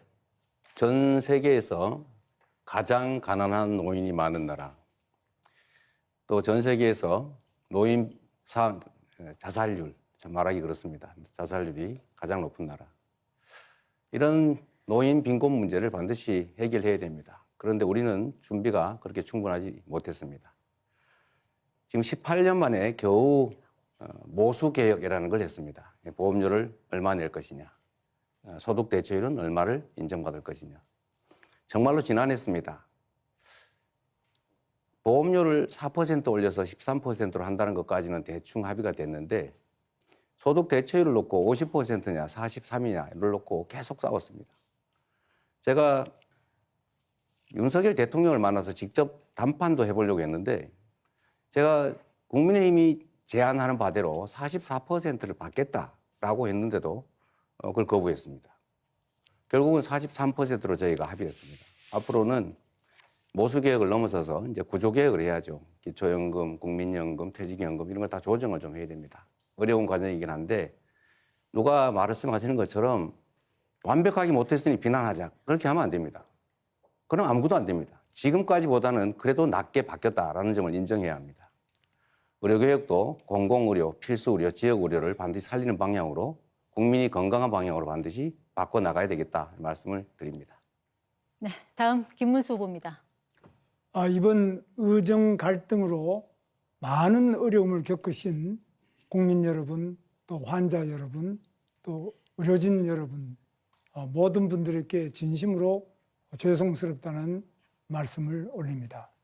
정말 그동안 너무 고생이 많으셨고 여러 가지로 대화도 부족하고 대책이 제대로 되지 않아서 어려운 점이 있었는데 저는 의료 정책은 항상 현장 중심으로 또 원점에서 전면 재검토를 해서 완전히 새롭게 출발하도록 하겠습니다. 의사 선생님들과 환자 또 전문가 목소리를 충분히 받아들일 수 있도록 미래의료위원회를 취임 즉시 구성해서 대화의 창구를 만들겠습니다. 항상 대화를 통해서 서로 이해하고 잘 합의해 나가는 방향으로 하겠습니다. 기존 의대 정원 방안은 물론 지역의료 필수 의료까지 과학적 근거와 사회적 합의에 기반해서 재검토를 하겠습니다. 그리고 두 번째로 국민연금 개혁이 문제가 있는데 청년의 반발이 큽니다. 2차 구조개혁을 즉시 착수하겠습니다. 청년들을 대표자로 많이 포함을 시켜서 청년들의 의견을 최대한 수렴해서 대개혁을 해내겠습니다. 청년이 불리하지 않은 개혁을 하도록 하겠습니다. 네, 후보들 공약 들어봤고요. 자, 1분 30초라는 짧은 답변에서도 후보들 간의 차이가 어느 정도는 드러난 것 같습니다. 바로 주도권 토론 시작하겠습니다. 이 주도권 토론은 말 그대로 주도권을 가진 후보가 상대 후보를 지명해서 질문과 답변을 이어가는 방식입니다. 주도권 가진 후보에게 6분 30초 시간이 주어지고요. 발언을 하실 때 반드시 2명 이상의 후보에게 질문을 하셔야 됩니다. 그리고 상대 후보에게는 답변 시간을 최소 30초 보장해 주셔야 되는 점 기억해 주시기 바라겠습니다. 자, 권영국 후보부터 주도권 토론 시작하시죠. 네, 이번에는 이재명 후보께 질문 드리겠습니다. 네. 조금 빠르게 진행할 테니까요. 그러시죠. 빨리 답변 주시면 좋겠습니다. 기초연금 월 70만 원 인상을 제안하고 있습니다. 네. OECD 노인 빈곤율 1위, 노인 자살률 1위입니다. 기초연금을 월 70만 원 인상해서 노인 빈곤을 해소해야 한다고 생각합니다. 이 방안에 대해서 후보님 어떻게 생각하실까요? 결론적으로 말씀드리면 바람직한데 그렇게 하고 싶은데 현재 재정 여건상 쉽지가 않겠다. 그것보다는 일단 네. 부부 감액 부분부터 좀 원상복구하는 게 급하지 않을까 그 생각합니다. 네, 제가 한번 계산을 해봤습니다. 네. 작년 기준 1인 가구 최저 생계비가 133만 원입니다. 네. 국민연금 수급액이 67만 원인데 기초연금을 70만 원으로 인상해야 겨우 최저임금에 네. 도달합니다. 그래서 김문수 후보는 보니까 40만 원 인상을 제안하셨는데 제가 이제 이것을 맞추려고 하다 보니까 적어도 기초연금이 네. 70만 원 정도 올라가야 되지 않냐 이런 의견을 드린 거거든요. 네. 그 맞는 말씀이세요. 네네. 말씀드린 것처럼 노인 빈곤율이 너무 높고 실제로 지금 30몇만 원, 40만 원 못 미치는 금액으로는 도저히 어떻게 할 수가 없기 때문에 올려야 되는 건 맞는데 네. 현 재정 여건이 그걸 감당하기가 너무 어렵다. 아, 네, 이런 말씀을 드리는 알겠습니다. 것입니다. 그런데 보니까 제가 이제 초부유세를 네, 한번 네. 해보니까 조금만 올리면 네. 그 22조, 20몇 조 정도가 추가하면 되더라고요. 네. 충분히 가능하다고 지금도 보입니다. 그리고 예, 그건 뭐 나중에 또 네. 말씀드리고 그 기초생활수급자가 기초연금을 받으면 소득 인정액이 늘어나서 네. 생계의료급여가 삭감되는 줬다 뺏는 구조가 네. 발생하지 않습니까? 이는 가장 취약한 어르신들의 삶을 위협하는 문제라고 네. 생각합니다. 자, 후보님께서는 이 구조를 바로잡아서 기초연금이 진짜 복지 혜택이 되도록 개선해야 된다고 생각하는데 동의하십니까? 역시 원칙적으로 동의합니다. 동의하고 예를 들면 그 외에도 소득이 좀 늘어나면 그 배제가 되거나 감액이 되거나 하는 것들은 반드시 고쳐야 되는데 그 역시 사실은 노동 회피를 하게 하는 현 구조상의 문제가 있죠. 그래서 저희가 좀 길게 지금 당장은 아니지만 길게 봤을 때 그 소득이나 다른 게 뭐 있다고 해서 그걸 깎지 않는 그래서 기본소득 제도를 도입하는 게 필요하겠다 그 말씀을 드리는 것입니다. 네, 기반소득이 일단 네, 네. 예, 다음 질문 바로 들어가겠습니다. 현재 고용보험은 만 65세가 지나면 신규 취업 시 적용되지 않습니다. 네. 초고령 사회 진입으로 65세 이상 노년 노동자들이 지금 늘고 있지 않습니까? 네. 그래서 국가인권위에서도 65세 이상 고용보험 적용을 권고한 바 있습니다. 네. 적극적으로 수용해야 된다고 보는데 어떻게 생각하십니까? 뭐 그 점도 역시 뭐 틀린 주장은 아니신데 이게 지금은 현재 정년 문제 그다음에 연금 개시 연령 문제 이런 것들이 좀 매우 복합적이어서 좀 더 생각해 봐야 되겠습니다. 예, 뭐 바람직하긴 한데요. 네, 계속 나중으로 밀리면 안 될 것 같고요. 네, 이게 현실의 지금은 문제죠. 네. 이재명입니다. 네. 네, 네, 여기까지 일단 네. 하겠습니다. 네, 주도권 토론 시간 아직 3분 9초 남아 있습니다. 예, 예. 네, 자, 한 명 그러면 후보한테만 김문수 질문하셨어요. 후보께 네. 묻겠습니다. 네, 네. 이렇게 묻겠습니다. 계엄으로 나라 망치고 내란으로 경제 망치고 의료 대란으로 국민 건강 파탄냈습니다. 윤석열 정부의 의대 정원 2,000명 확대 이후에 의료 대란으로 3,136명이 초과 사망했습니다. 국가적 재앙에 대해 국무위원이었던 사람으로서 국민께 사과해야 된다고 생각하는데 사과하시겠습니까? 예, 이미 제가 사과드렸습니다만은 다시 한번 그동안에 의료 네, 갈등 됐습니다. 문제로 알겠습니다. 피해를 입으신 모든 분들께 정말 송구스러운 사과의 말씀. 자, 거기까지 묻겠습니다. 자, 이재명 후보님께 다시 묻겠습니다. 네. 저는 의료 대란을 최대한 빨리 종식시키기 위해서 의사도 함께 개혁의 주체로 나서게 해야 된다고 네. 생각합니다. 대통령 직속의 국민참여 공론화위원회를 구성해서 공공병원, 공공의대, 지역의사제 원칙을 정하고 예비타당성 면제, 공익자금 지원 등 인센티브를 부여해서 의료 대란 해법을 취임 100일 이내 마련하겠다는 것이 저희 공약입니다. 네. 후보님 의견은 어떠세요? 아주 짧게 훌륭한 계획인 것 같습니다. 저희도 적극적으로 수용하겠습니다. 수용하겠습니까? 네. 뭐 저희도 그런 똑같지는 않지만 그런 내용이 있습니다. 네, 일단 거기까지 묻겠습니다. 자, 이준석 후보께 한번 묻겠습니다. 제가 이제 쭉 그 토론하시는 걸 보니까 네. 그동안 이 남녀 갈라치기, 장애인 혐오, 차별금지법 반대 이런 걸 가지고 분열을 자꾸 부추겨 있는 것 같아요. 제가 옆에서 보니까. 그리고 공공병원은 현실적이지 않다라고 평가를 하셨습니다. 공공의료마저 갈등의 대상으로만 보시는 겁니까? 우선 저에게 혐오라는 낙인을 찍으시려면요. 혐오의 정의에 따라서 제가 무엇을 잘못했는지를 구체적으로 말씀해 주셔야 그것이 아마 국민들께 와닿을 겁니다. 네네. 제가 혐오에 해당하는 행위를 한 것이 무엇이 있는지 혹시 말씀 주실 수 있나요? 네, 장애인 시위에 대해서도 주로 왜 일어났는지 이야기하는 것이 아니라 주로 그 결과에 대해서 비난을 했던 것 같고요. 제가 행위에 대해서 그리고 지적을 했기 때문인데 주로 이대남의 얘기를 주로 하시는 것 같아요. 이대남의 얘기하는 구체적인 사례가 있습니까?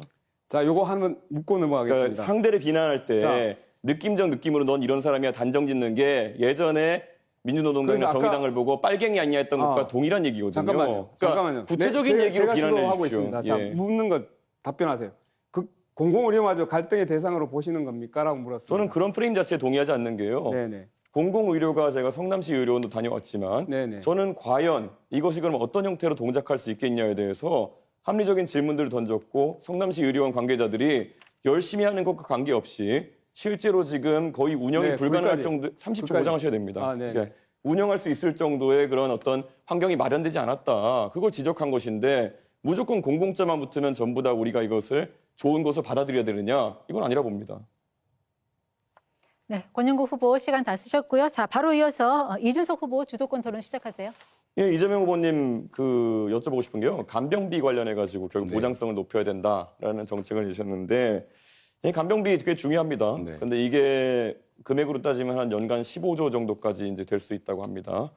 근데 지금 건강보험료가 97조 정도 재정이고요. 지금 추계에 따르면은 2033년 되면은 마이너스 30조 정도로 적자가 난다. 이런 얘기가 나오고 있습니다.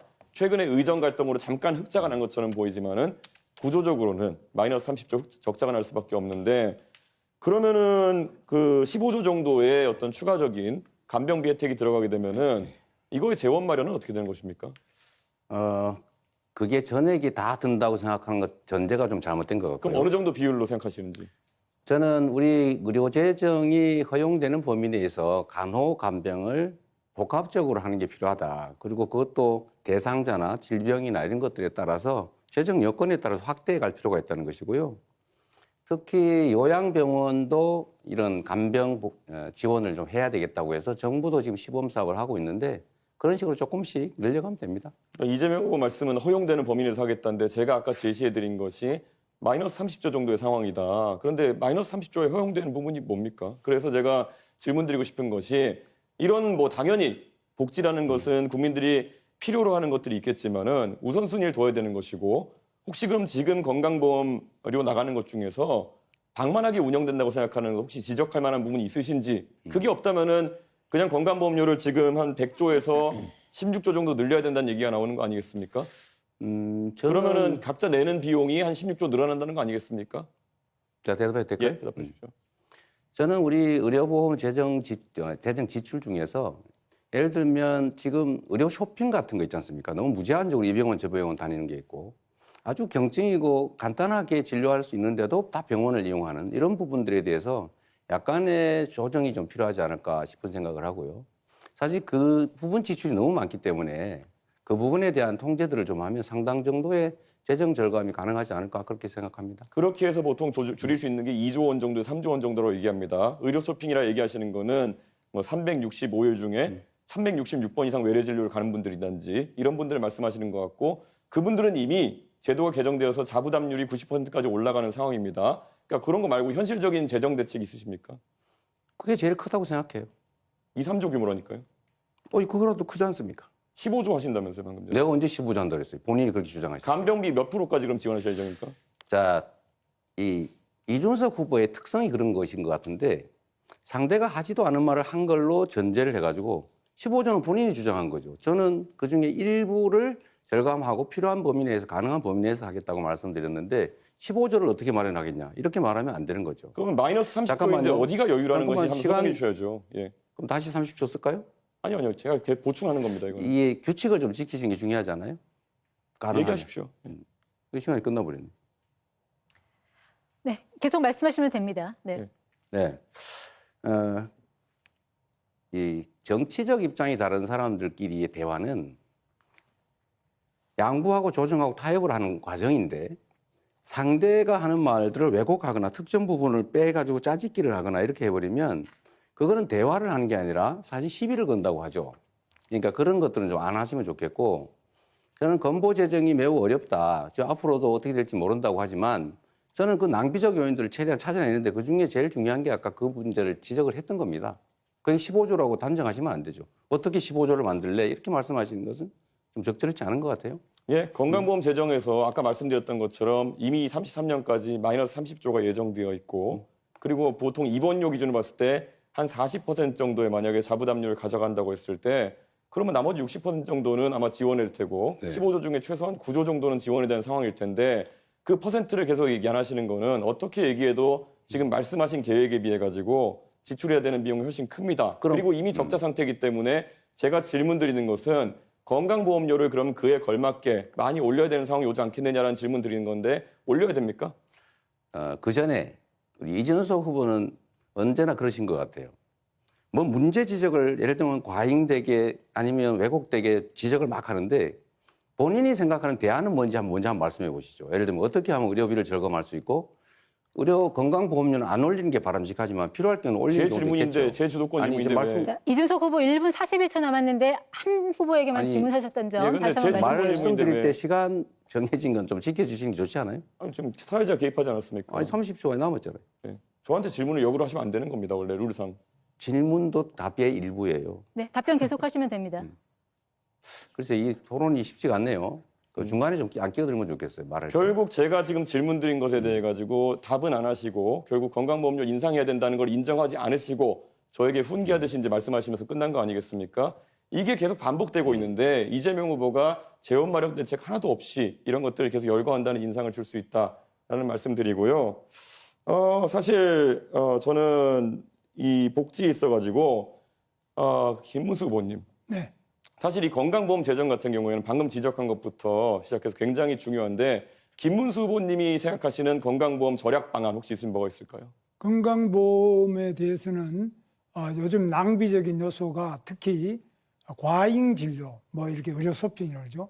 과잉 진료, 중복 진료, 진료 이런 것도 있고 또는 뭐 다른 여러 가지 부분인데 특히 외국인 중에 특히 중국 동포라든지 이런 분들에서도 좀 과도하게 느슨하게 허용된 부분도 있습니다.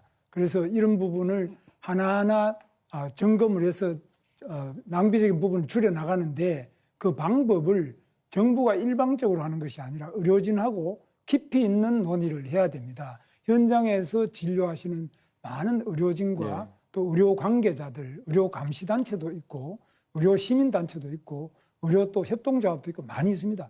이런 분들하고 저는 회의를 통해서 어느 부분에 낭비가 있는지 듣고 거기에 맞춰가지고 현장에서 답을 찾으시고 네.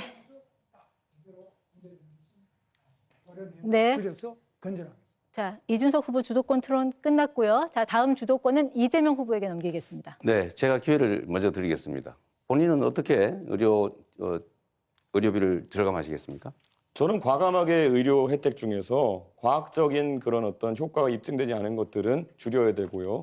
그리고 우리가 메르스라든지 어떤 아니면 겁니까? 코로나를 겪으면서 결국에는 진료비가 이제 과다하게 늘어난 부분에 대해서는 감축을 해야 된다. 예를 들어서 문재인 케어를 통해 가지고 대한민국이 지금 전 세계에서 MRI를 가장 많이 찍는 나라가 됐습니다. 저는 그런 부분에 대해서 국민들께 솔직하게 얘기하고 간병비가 더 중요하기 때문에 한번 이건 삭감하는 것을 이야기해 봅시다. 이렇게 해야 되는 것인데 이재명 후보는 이런 삭감이나 이런 것에 대해서는 말하는 걸 주저하시고 네, 알겠습니다. 뭐 더 주겠다 이런 말씀하시는 게 바로 차베스 같은 겁니다.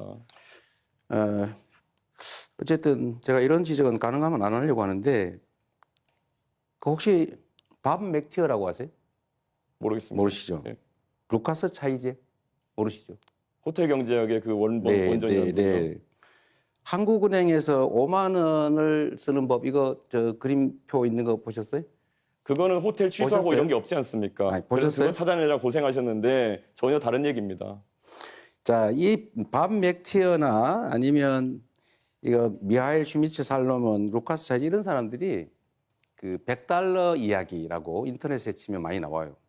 근데 거기에 똑같은 얘기가 나옵니다. 호텔에 누군가 투숙을 하려고 했는데 그 돈으로 $100 또는 100유로로 옆에 이렇게 돌다가 결국 돈이 돌아왔는데 그 고객이 갔다.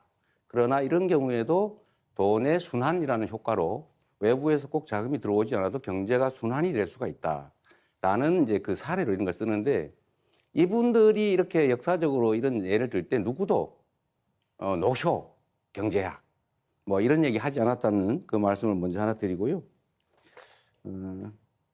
또 한 가지 아까 동덕여대 말씀은 제가 이렇게 정리를 좀 하고 싶습니다. 동덕여대의 그 학생들 아닙니까? 그 여성이든 남성이든 관계없죠. 학생은 학교의 당사자죠. 학교는 교육기관이에요. 이거를 형사 고발을 해가지고 법정으로 가서 막 이게 일반인들처럼 치고받고 싸우는 게 과연 바람직하냐. 흥정은 붙이고 싸우면 말리라는 얘기처럼 그거는 국회에 국회의원들이 뭐 어떻게 했는지 잘 모르겠습니다만 조정을 해서 고소 취하하게 하는 것은 바람직하다고 생각하고요. 다만 그 과정에서 뭐 위압적이거나 뭐 권력을 남용하거나 이렇게 하면 뭐 그건 안 되겠죠. 근데 그거는 저희가 확인 안 됐으니까 그렇게 말할 건 아닌 것 같습니다. 네, 지금 토론 주제는 초고령 네, 사회 대비 알겠습니다. 연금 뭔 의료 얘기를 하시는 개혁입니다. 겁니까, 지금? 예. 제가 말씀 좀 드릴게요. 연금 개혁 관련해서 저는 이 연금 문제가 정말로 복잡해서 어떤 정권도 하지 않으려고 하는 일 아닙니까? 다 회피했죠. 그러나 이 완벽한 모두가 만족하는 연금 개혁안은 없지요. 저는 이준석 후보께서 뭐 이게 잘못됐다 이렇게 얘기해요. 뭐 잘못됐다고 지적할 수 있죠. 그럼 어떻게 할 수 있었느냐? 본인이 주장하는 각종 이런 제도 이런 것들을 만들어내는 것이 과연 정치적 합의를 끌어낼 수 있겠냐? 그건 본인의 주장일 뿐일 가능성이 많죠. 현실을 좀 인정할 필요가 있겠다. 정치는 길을 만들어내는 거죠. 뭐 잘못됐다 비평하는 것은 그건 정치가 할 일이 아니라 그건 비평가들이 하는 거다는 말씀을 먼저 좀 드립니다. 그래서 그 얘기를 먼저 한번 해보죠. 저는 이번 연금 개혁이 모수 개혁이라도 해낸 것 자체는 안 하는 것보다 낫다고 생각해요. 안 하는 것보다는 나은 것이기 때문에 그나마 부족하지만 했어야 됐다라고 생각하고 있는 성과라고 생각합니다. 이제 앞으로는 이제 구조 개혁을 해야죠. 근데 쉽지는 않은 일입니다. 아마 엄청난 진통이 있을 테고 잘 될지도 잘 모르겠어요. 이제 노력을 해야 되겠는데 이런 면에서 보면 우리 그 이준석 후보님은 신구 연금을 분리하자. 그러니까 지금까지 연금 낸 사람들은 따로 앞으로 낼 사람은 따로 이렇게 칸을 쳐가지고 새로 시작하자 이렇게 하시는데 그러면 기존 연금 대상자들에게 연금을 지급하려면 계산상 609조 원이 필요하다고 해요. 그럼 그 돈 누가 냅니까? 일단 그 문제에 대한 답이 좀 필요할 것 같고요. 연금 제도라고 하는 건 기본적으로 세대 간 연대를 하는 것입니다. 이거는 남이 아니잖아요. 부모도 있고 할아버지도 있고 자식도 있고 이게 서로 뭐 보험료도 내고 연금도 받고 하는 것인데 그런 식으로 자꾸 갈라쳐가지고 기존 제도 수혜자, 새로운 대상자 이거 자꾸 갈라치고 남녀 갈라치고 이런 식으로 하는 거 좀 정치인으로서는 적절치 않다고 생각하는데 어떻게 생각하세요? 말 그대로 궤변을 하고 계신 거죠. 지금 사회적 연대나 세대 간의 연대 같은 걸 이야기하시는데 이번 합의 과정에서 과연 그러면 이득을 보는 세대는 어디이고 손해를 보는 세대가 어디인가 명백하거든요. 결국에는 지금 바로 소득 대체율을 올림으로 인해 가지고 받아가는 세대는 바로 받아가게 되고 네. 내는 세대는 4% 가까이 인상된 금액을 평생 내야 되는 것이고 그래서 5천만 원 더 내고 2천만 원 더 받아가는 구조다 이런 얘기가 나오는 거라서 대한민국의 젊은 세대는 가만히 앉아서 한 사람당 3천만 원 이상의 손실을 그냥 떠있게 된 거거든요. 네. 그리고 아까 자꾸 힘의 논리 같은 걸 얘기하시는데요. 본인들이 네, 입법하는 것이 알겠습니다. 다수라 해가지고 옳은 게 충분히. 아닙니다. 법원 그렇게 겁박하고 하고 네. 본인 방탄하기 위한 입법한다 해서 그게 말씀 옳은 게 되는 게 들었어요. 아니라는 말씀 드립니다. 네. 김문수 후보님은 어떠세요? 예, 자동 조정 장치라고 하는 거를 도입하면 지금 연금 내는 사람은 언제 연금이 깎일지 몰라서 불안할 것 같아요. 네. 그 문제에 대한 대책을 좀 말씀해 주시고 어쨌든 저는 연금이라고 하는 기본적인 이념은 연대의 가치에 있다라고 생각해요. 나는 절대 손해 안 볼 거야 라고 하면 연금이 불가능하죠. 의견 한번 말씀 주시죠. 자동조동 장치는 국가가 상당한 부분을 책임져야 되는 장치인데 이것은 저는 필요하다고 봅니다. 특히 젊은 세대들이 여기에 대해서 매우 불안하게 생각하고 있기 때문에 자기들은 뭐 내기만 되고 나중에 빈깡통 되는 거 아니냐 이런 우려를 해소해 줄 수 있는 가장 적극적인 조치가 바로 자동조정 장치가 아니냐 네. 저는 그렇게 생각하고 우리 이재명 후보께서도 동의하실 줄 생각합니다. 저는 지금 단계로 그걸 도입하게 되면 연금을 내는 사람들이 불안해서 네. 연금에 대한 신뢰가 깨질 것 같아요. 지금 이미 연금 액수가 너무 적고 아직도 우리는 13% 정도를 내게 되는데 되게 OECD 평균 18% 아닙니까? 네. 네, 발언 시간 끝났습니다. 이재명 후보님. 바로 이어서 김문수 후보 주도권 토론이니까요. 예, 계속 이어가 주시죠. 저는 이제 퇴직연금을 지금 많이 하고도 있지만 이것을 의무화할 필요가 있다. 그래서 1층에는 국민연금, 2층은 퇴직연금, 3층은 개인연금 이렇게 해서 우리 국민 모두가 노후에 1, 2, 3층의 세 겹의 보호를 받을 수 있도록 하는 것이 매우 필요하다고 생각합니다. 그런데 이 퇴직연금은 대기업의 근로자들은 거의 적용되고 있지만 좀 작은 기업이 부족합니다. 이런 작은 기업들의 퇴직금을 연금화시키는 데는 목돈 마련이 필요한 근로자들에게 국가가 저리로 용자를 해준다든지 또는 그 목돈이 필요한 그 내부에 유보된 퇴직금을 자기 운영 자금으로 쓰고 있는 중소기업인들에게 또 국가가 일정한 장기 저리 용자가 필요하다는 이런 것들을 주장을 하고요. 여기에 대해서는 우리 권영국 후보께서도 잘 동의하실 것 같은데 어떻습니까? 일단은 네, 뭐 연금 부분과 관련해서 이제 우리가 이 기간을 어떻게 설정하느냐에 따라 가지고 실제로 이 소득 대체율의 일정한 그 제한을 좀 풀어낼 수 있는 방법이 있다고 생각을 합니다. 어떤 거냐 하면 그 지금 이제 정년이 60세로 돼 있잖아요. 그러면 정년을 65세로 연장을 하고 이 기간을 국민연금의 가입 기간으로 늘리게 되면 그러면 실질적으로 가입 기간이 늘어남에 따라서 소득 대체액이 그만큼 증가하는 효과가 발생하죠. 네. 그래서 저 예. 시간이 짧아가지고 그 정도 말씀드리겠습니다. 네네. 그리고 다음에는 우리 이재명 후보에게 네. 말씀드리는데 이재명 후보께서 지난 작년 1월 달에 부산에 가셔서 불행하게도 그런 어려움을 겪으셨는데요. 저도 절대 그런 일이 재발돼서는 안 된다고 생각합니다. 그런데 부산대병원의 권역 외상센터가 전국 1등의 병원 아닙니까? 네. 그런데 왜 그러면은 이재명 후보 본인께서 그때 부산대병원이 전국 최고 등급의 외상센터인데 서울대병원으로 옮기셨는데 이 과정에 또 이제 헬기를 타고 오셔가지고 네. 굉장히 이게 황제 헬기 아니냐. 저 사람 대통령 되기 전에 완전히 황제 행세를 하는 거 아니냐. 네. 그리고 저렇게 좋은 지방병원을 두고 왜 그러면 서울대병원으로 가느냐. 또 본인이 또 만든 성남의료원 또 있어요. 또 거기는 안 가요. 그리고 본인이 그렇게 자랑하고 이게 자신의 최대 치적이라고 하는 성남의료원도 안 가고 또 서울대병원은 가요. 그래서 이런 부분에 대해서 국민들이 이거 이상하다. 어떻게 좀 해명을 한번 해주시죠. 네. 뭐 이런 해명을 할 수 있는 기회를 주셔서 감사드립니다. 네. 우선은 그 성남의료원은 왜 안 가느냐. 성남의료원은 아마 혈관 수술하는 그런 인력이 없을 것 같아요. 그럼 뭐 검토를 못 해봤고요. 제가 서울대병원으로 가게 된 것은 일단 우리 가족들이 결국 장기간 입원을 해야 되기 때문에 서울 근처로 하면 좋겠다는 의견을 냈고 또 의료진이 그러면 서울대로 후송하는 게 낫겠다라고 판단해서 그렇게 했다고 합니다. 저야 뭐 그렇게 다치고 누워 있을 때니까 정확하게 잘 모르죠. 그런데 첫째는 그럼 본인이 성남의료원을 그렇게 자랑하고 이게 최대의 치적이라고 하셨거든요. 네. 그런데 거기에 본인이 거기 오면 큰 상처는 아니고 뭐 그렇게 제가 볼 때는 그 성남의료원이 그것도 못할 정도 의료원인가. 성남의료원을 만든 그 굉장히 중요한 역할을 하신 분이 네. 그렇게 볼 때 그러면 제대로 이 성남의료원을 알고 계시는지 그거에 대해서 우선 어떻습니까? 성남의료원은 일반 병원들이 하지 않는 공공의료에 중점을 둔 병원이어서 이거는 뭐 그때 당시에 혈관 수술을 할 수 있는 역량이 있는지 제가 판단할 수 없고요. 두 번째로는 물어보지도 않으시고 잠깐 네. 네. 네, 하십니다. 가능하면 기회를 좀 주시면 좋지 않겠습니까?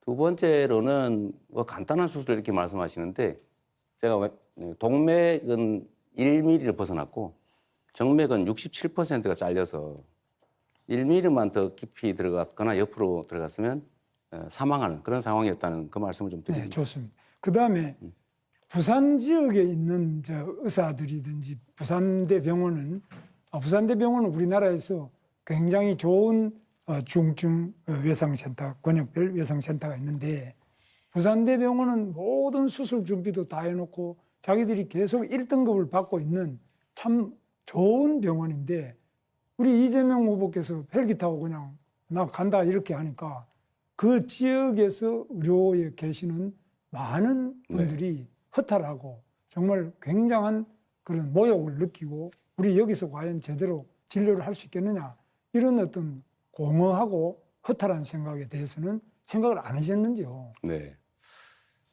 부산 시민들이나 부산 의료진들이 그런 좀 박탈감이나 소외감을 느꼈을 그 점에 대해서는 뭐 그때도 그렇고 지금도 제가 아쉽고 또 죄송스럽게 생각합니다. 그러나 또 한편으로 보면 이거는 가족들이 가까이서 개호를 하고 싶다라는 이제 의견을 냈다고 하고 저는 뭐 쓰러져 있었으니까요. 의료진들이 이건 가족들의 요구도 있고 서울대 병원으로 후송하는 게 낫겠다라고 판단했다고 하니까 그 점을 좀 이해를 해주시면 좋겠어요. 그러면 후송을 하더라도 그럼 꼭 헬기를 타고 와야 되느냐? 그렇게 중증이고 그렇게 위험하냐? 그렇게 위험해서 헬기를 이용하지 않으면 안 될 정도였다면 부산에 그대로 계시는 게 맞지 않겠습니까? 그래서 그럼 누가 그러면 어떤 사람은 부산대병원이 전국 1등인데 거기도 싫다 그러고 가족을 찾아서 가는데 그러면 뭐 지방 가서 다친 사람 전부 헬기 타고 자기 가족 옆으로 서울도 다 가야 됩니까? 그래서 그런 말씀은 제가 볼 때는 굉장히 우리 국민들과 의료진을 허탈하게 하고 특히 지역 균형 100번 이야기해봐야 본인의 행동으로 실천 자체가 지역을 너무 무시하는 거 아니냐 이렇게 생각합니다. 네, 네 분 후보 모두 주어진 시간 다 쓰셨습니다. 공약 검증 토론 다음 주제로 넘어가겠습니다. 아마 요즘 우리가 가장 절실하게 피부로 느끼는 문제가 아닌가 싶습니다. 기후 위기 대응 방안입니다. 날이 갈수록 폭염, 혹한 등 극한의 기후와 이로 인한 자연재해가 잇따르고 있습니다. 이런 위기 상황에 대처하기 위해 각 후보들 어떤 생각을 갖고 계신지 이 에너지 정책 포함해서 기후 위기 관련 공약 들어보겠습니다. 이번에는 이준석 후보부터. 자, 시간은 1분 30초입니다. 예, 카페에 가보면 종이 빨대가 있습니다. 실제로는 종이 빨대가 플라스틱 빨대보다 탄소 배출이 더 많고 인체에도 해롭다는 연구 결과도 있습니다. 그런데도 대통령의 고집으로 종이 빨대를 강제하더니 플라스틱 빨대 생산 기업은 피해를 입었습니다. 근데 정권이 바뀌니까 또 정책이 바뀌어가지고 이번에는 종이 빨대 생산업체들이 파산 위기에 몰렸습니다. 2001년 천성산 도롱뇽 사건 기억하실 겁니다.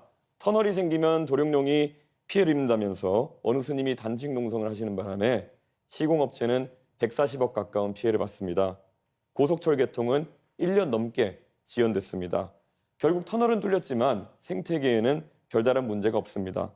환경과 기후 대응은 매우 중요합니다.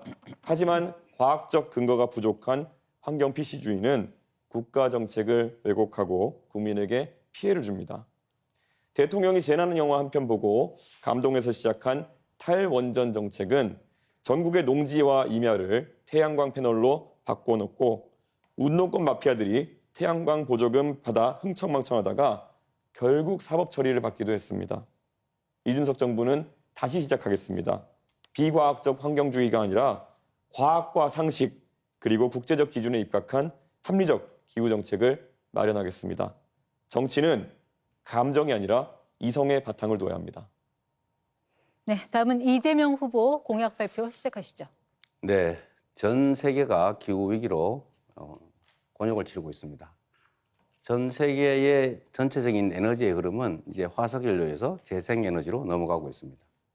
우리나라도 재생에너지 산업으로 전환을 해야 됩니다. 그런데 이 직전 정부가 이 재생에너지 산업을 탄압하는 바람에 사실 우리나라의 재생에너지 산업은 매우 위축됐습니다.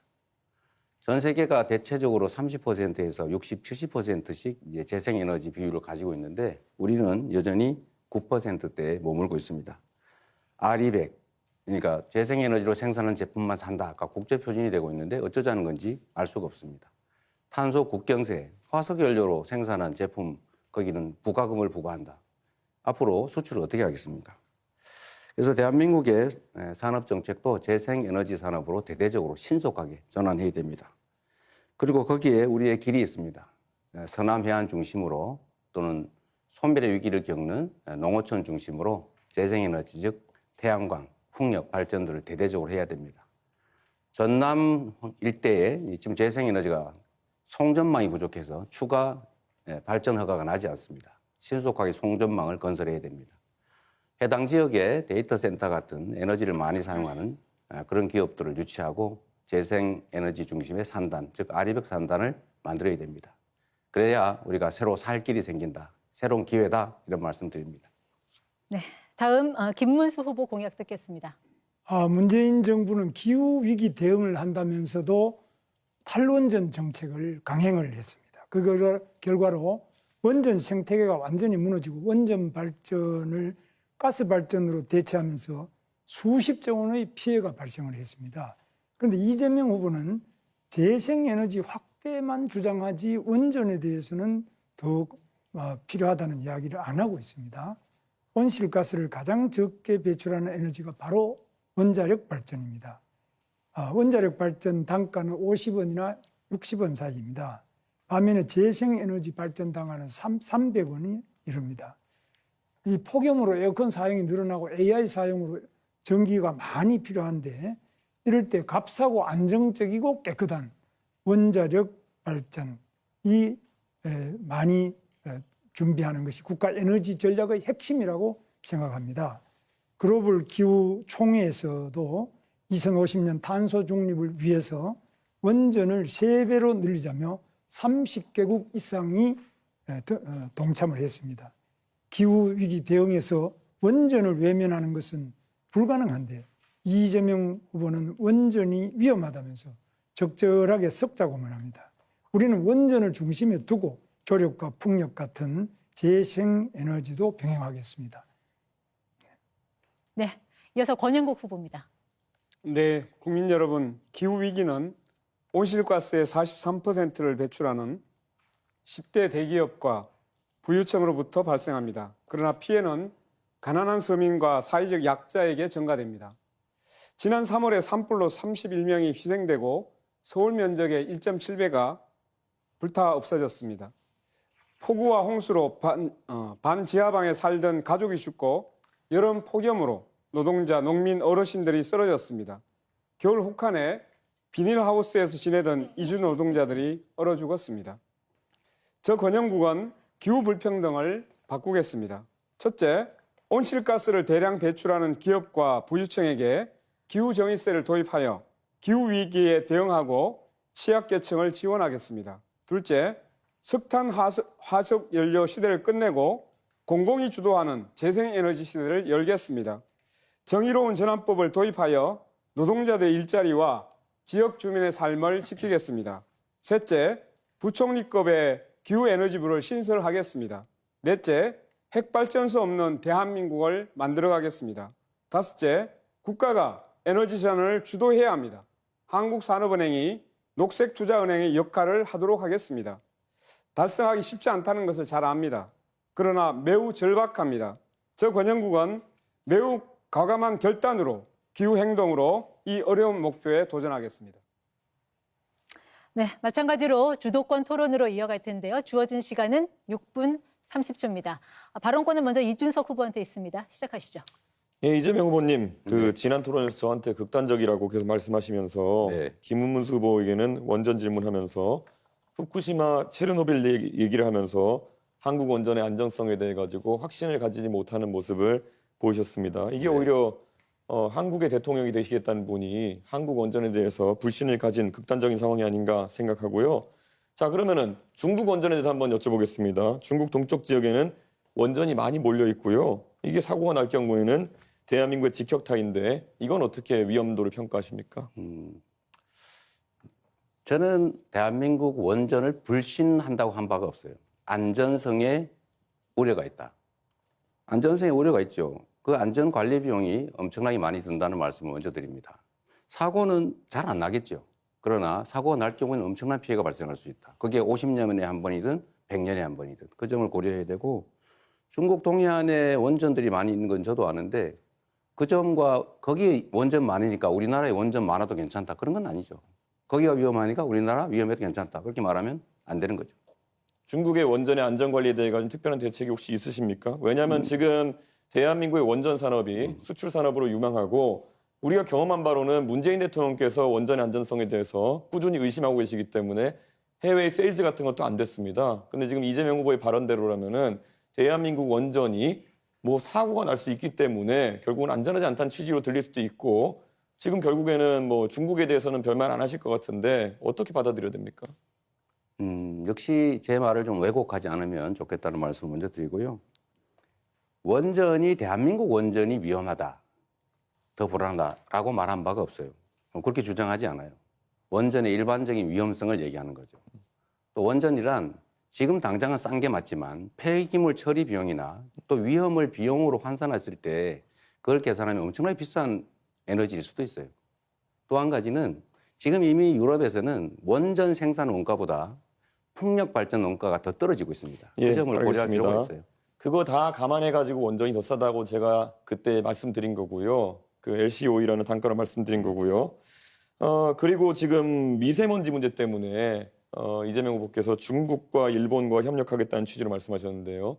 네. 미세먼지는 편서풍지대에서 서쪽에서 날아들어오는 것인데 일본과 어떤 협력을 하겠다는 건지가 애매하거든요. 결국 중국이 미세먼지의 원인의 대부분이다라는 것을 말하는 데 있어가지고 일본이 개입할 여지가 있는지, 실제 일본 같은 경우에는 일본 대부분 지역이 중국발 미세먼지 영향권에서 벗어나 있습니다. 어떤 협력을 일본과 하시겠습니까? 글쎄요, 거기서 완전히 벗어나 있다는 것은 저는 우리 이준석 후보님의 일방적 의견 같고요. 그게 한반도까지는 피해를 끼치는데 일본에는 전혀 피해를 안 끼친다. 일본에는 아무 관심이 없다. 저는 그렇게 생각하지 않아요. 그리고 똑같은 피해 반경 안에 있기 때문에 저는 일본도 같은 입장에 있을 수 있기 때문에 일본과 협력해서 중국에 대응하면 우리 혼자 하는 것보다 훨씬 낫지 않겠느냐. 당연히 그렇게 생각합니다. 대한민국의 미세먼지 중에 중국발 영향력은 30에서 60% 수준으로 알려져 있고요. 일본에 미치는 영향력은 2% 정도다라고 알려 있습니다. 그렇기 때문에 데이터와 맞지 않는 이야기를 지금 하고 계신 것 같고요. 탈석탄, 감원전이라는 이야기를 하셨습니다. 그러면 이 안에서 보통 우리가 봤을 때 기저전력을 무엇으로 해결하겠는가라는 질문을 하게 되는데요. 네. 에너지 수요는 갈수록 AI와 로봇의 발달로 늘어날 텐데 탈석탄하고 감원전 하면은 기저전력 수요가 늘어나는 것은 무엇으로 대응하시겠습니까? 지금 현재 상태도 원전의 비중이 32% 정도고 현재 상태로는 새로 짓는 것도 있기 때문에 지금 있는 것만 해도 2060년까지는 쓸 수 있는 상태고요. 그 사이에 재생에너지니까 뭐 풍력이든 태양광이든 이 재생에너지 비중을 대폭 늘리고 그 사이에 지금 막 급속도로 발전하고 있는 에너지 저장 시스템 이걸 최대한 활용할 필요가 있고 예를 들면 양수 발전소라든지 이런 기존의 시스템을 알겠습니다. 활용할 여지가 많이 있죠. 양수발전소 같은 경우에는 또 다른 환경 파괴를 낳는다는 이야기가 있는데요. 결국에는 산을 깎아가지고 결국 많은 댐을 만들겠다라는 것이고 그렇지 않습니다. 그럼 왜 물리적 그렇게 저장을 단정하세요? 하겠다는 기존의 것인데 양수 발전소들이 있잖아요. 예, 그런데 양수발전소의 기존 용량을 그러면은 최대한 활용하겠다는 말씀이신데 부족한 용량 아니겠습니까? 안 짓고 하겠다고요? 그렇게 단정하지 말라니까요. 제가 언제 양수 발전소 용량을 늘린다고 했습니까? 예. 그것도 하나의 예라는 거죠. 에너지 저장 시스템이라고 하는 것은 다양한 방식이 있을 수 있습니다.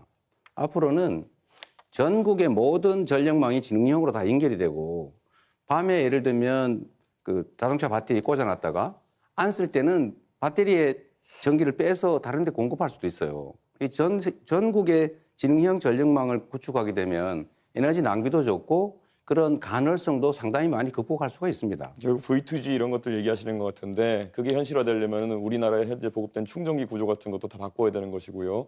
그리에 다 바꿔야 되는 거기 때문에 너무 가볍게 말씀하시는 것이 아닌가 이런 우려가 좀 있습니다.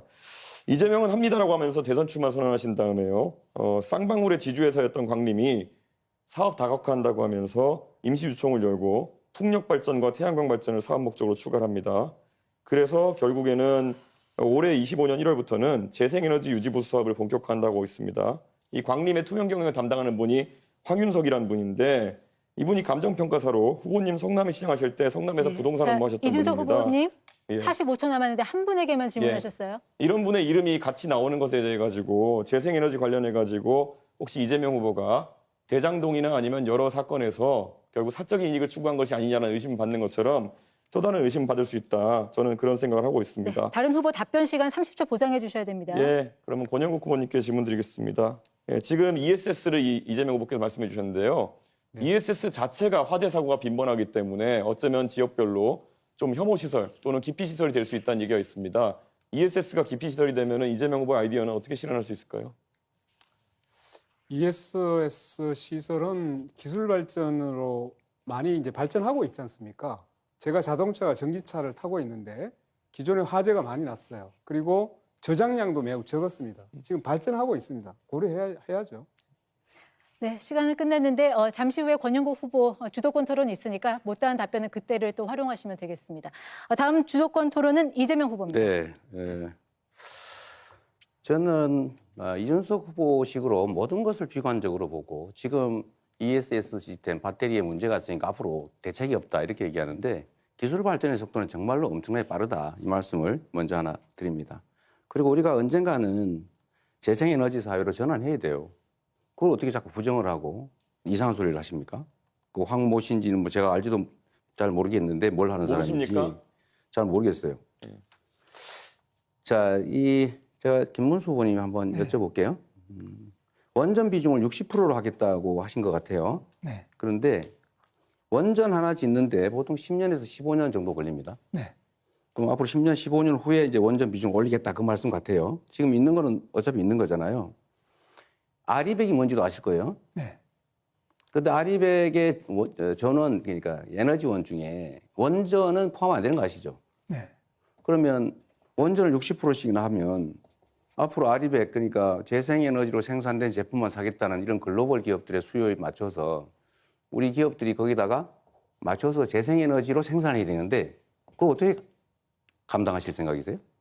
원전의 비율은 뭐 지금도 원전 중에 쓸 수 있는 건데 아주 제대로 못 쓰고 있는 것도 있기 때문에 이런 것들은 점검해서 다시 그동안 다 수리해 놓은 거 이런 것도 안 쓰고 있는 게 있습니다. 그런 것도 빨리 가동을 시키고 재생에너지 부분 아리백은 사실 불가능한 겁니다. 그 자체는 좋은 구호이기는 하지만 아리백이 될 수 있다. 이거는 상당한 시간이 지나기 전에는 안 되는 것이기 때문에 그걸 당장에 뭐 가능한 것처럼 이렇게 말하는 거는 현실을 모르는 소리라고 생각합니다. 그야말로 우리 김문수 후보님이 현실을 모르시는데요.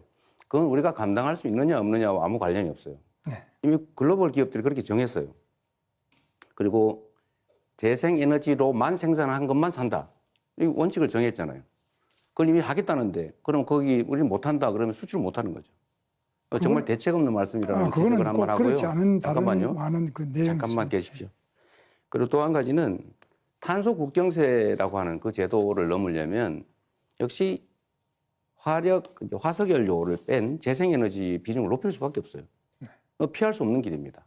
그러면 화석 연료로 쓰는 건 앞으로 제재가 있으니 안 되고 원전을 60%라고 그러면 어떻게 하시려고 그러세요?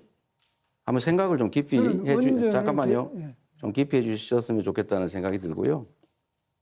그래서 역시 김문수 후보님도 지금은 그렇게 말씀하시지만 또 다른 데서는 에너지 고속도로, 국도 지방도로를 만들어서 에너지 산업을 키우겠다.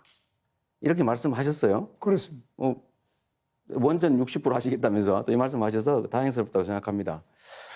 그래서 이거와 관련해서 제가 의견 좀 말씀드려 볼게요.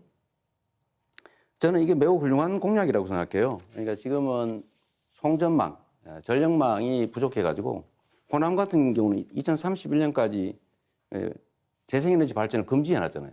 추가 그걸 안 해준단 말이에요.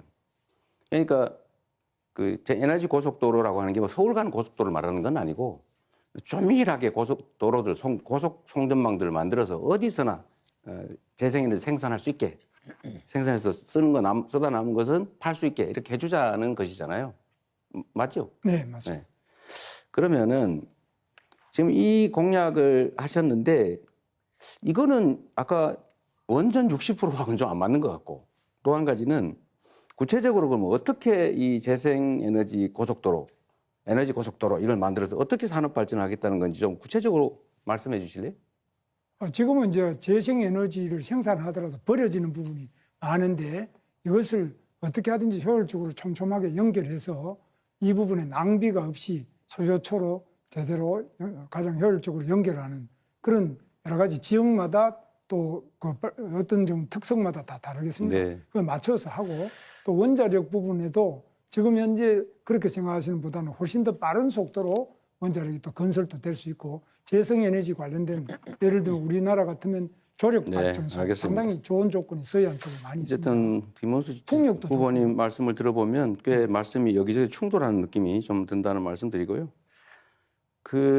어쨌든 저는 김대중 대통령의 정부화 고속도로, 또 박정희 대통령의 산업화 고속도로에 이어서 이 재생에너지 사회를 준비하는 에너지 고속도로로 새로운 산업 시대를 열어야 되겠다 그런 말씀을 드립니다. 이준수 후보님, 뭐 자료 숫자도 많이 말씀하시고 하는데 제가 좀 알아봤거든요. 말씀하시면 꼭 친중 뭐 이런 걸 걸어요. 그 중국하고 뭔 관계였다고? 저는 가끔씩 그런 생각이 들어요. 이 젊으신 분인데 생각이 매우 올드하지 않냐 이런 생각이 들 때가 있습니다. 국제적인 것 같은데 매우 편협하다 이 생각이 들어요. 문제점 지적은 하는데 좀 대안이나 자기 정책을 분명하게 말씀하시는 게 좀 부족하지 않을까 그 생각이 들어요. 일단은 전에 말씀하셨던 것 중에요. 폭력 산업이 중국을 위한 거다. 폭력 산업은 이렇게 말씀하셨잖아요.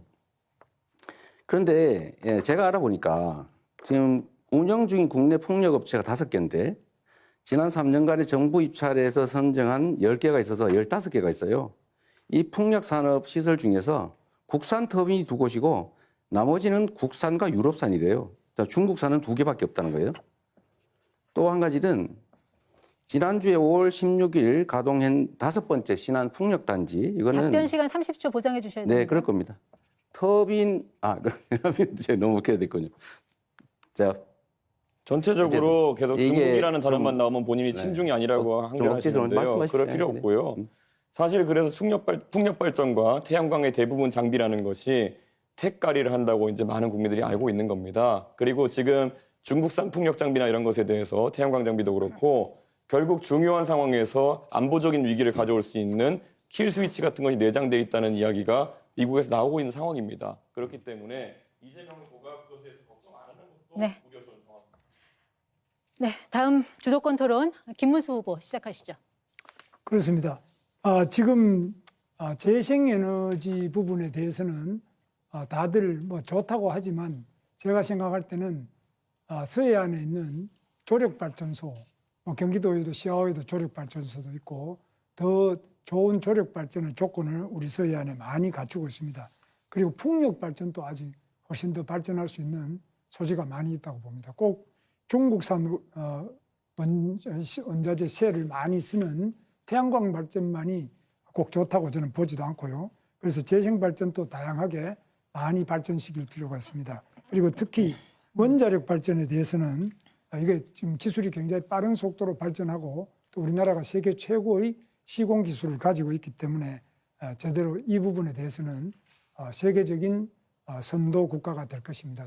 많은 나라가 아까도 말씀드렸다시피 30개국 이상 많은 선진국들이 이 원자력 발전만이 정말 탄소 배출을 줄일 수 있는 가장 획기적인 방안이라고 보기 때문에 이 원전에 대해서 저는 이재명 후보께서 훨씬 더 긍정적이고 적극적으로 검토하셔야 되지 않느냐. 자꾸 재생에너지 이야기를 하시면서 태양광 이렇게 하면 다분히 그 태양광의 셀이 주로 중국제인데 이런 부분은 또 어떻게 하고 그 부작용은 또 어떻게 하냐는 많은 문제가 있습니다. 그래서 우리 국내의 기술로서 원자력 발전에 대한 관심과 적극적인 정책이 절대 필요하다고 저는 보고 있습니다. 여기에 대해서 좀 더 적극적으로 원자력 발전의 그 필요성, 그 건설 필요성, 또 SMR이든지 이런 새로운 기술에 대한 투자, 집중적인 국가적 지원이 필요하다고 보는데 여기에 대해서 우리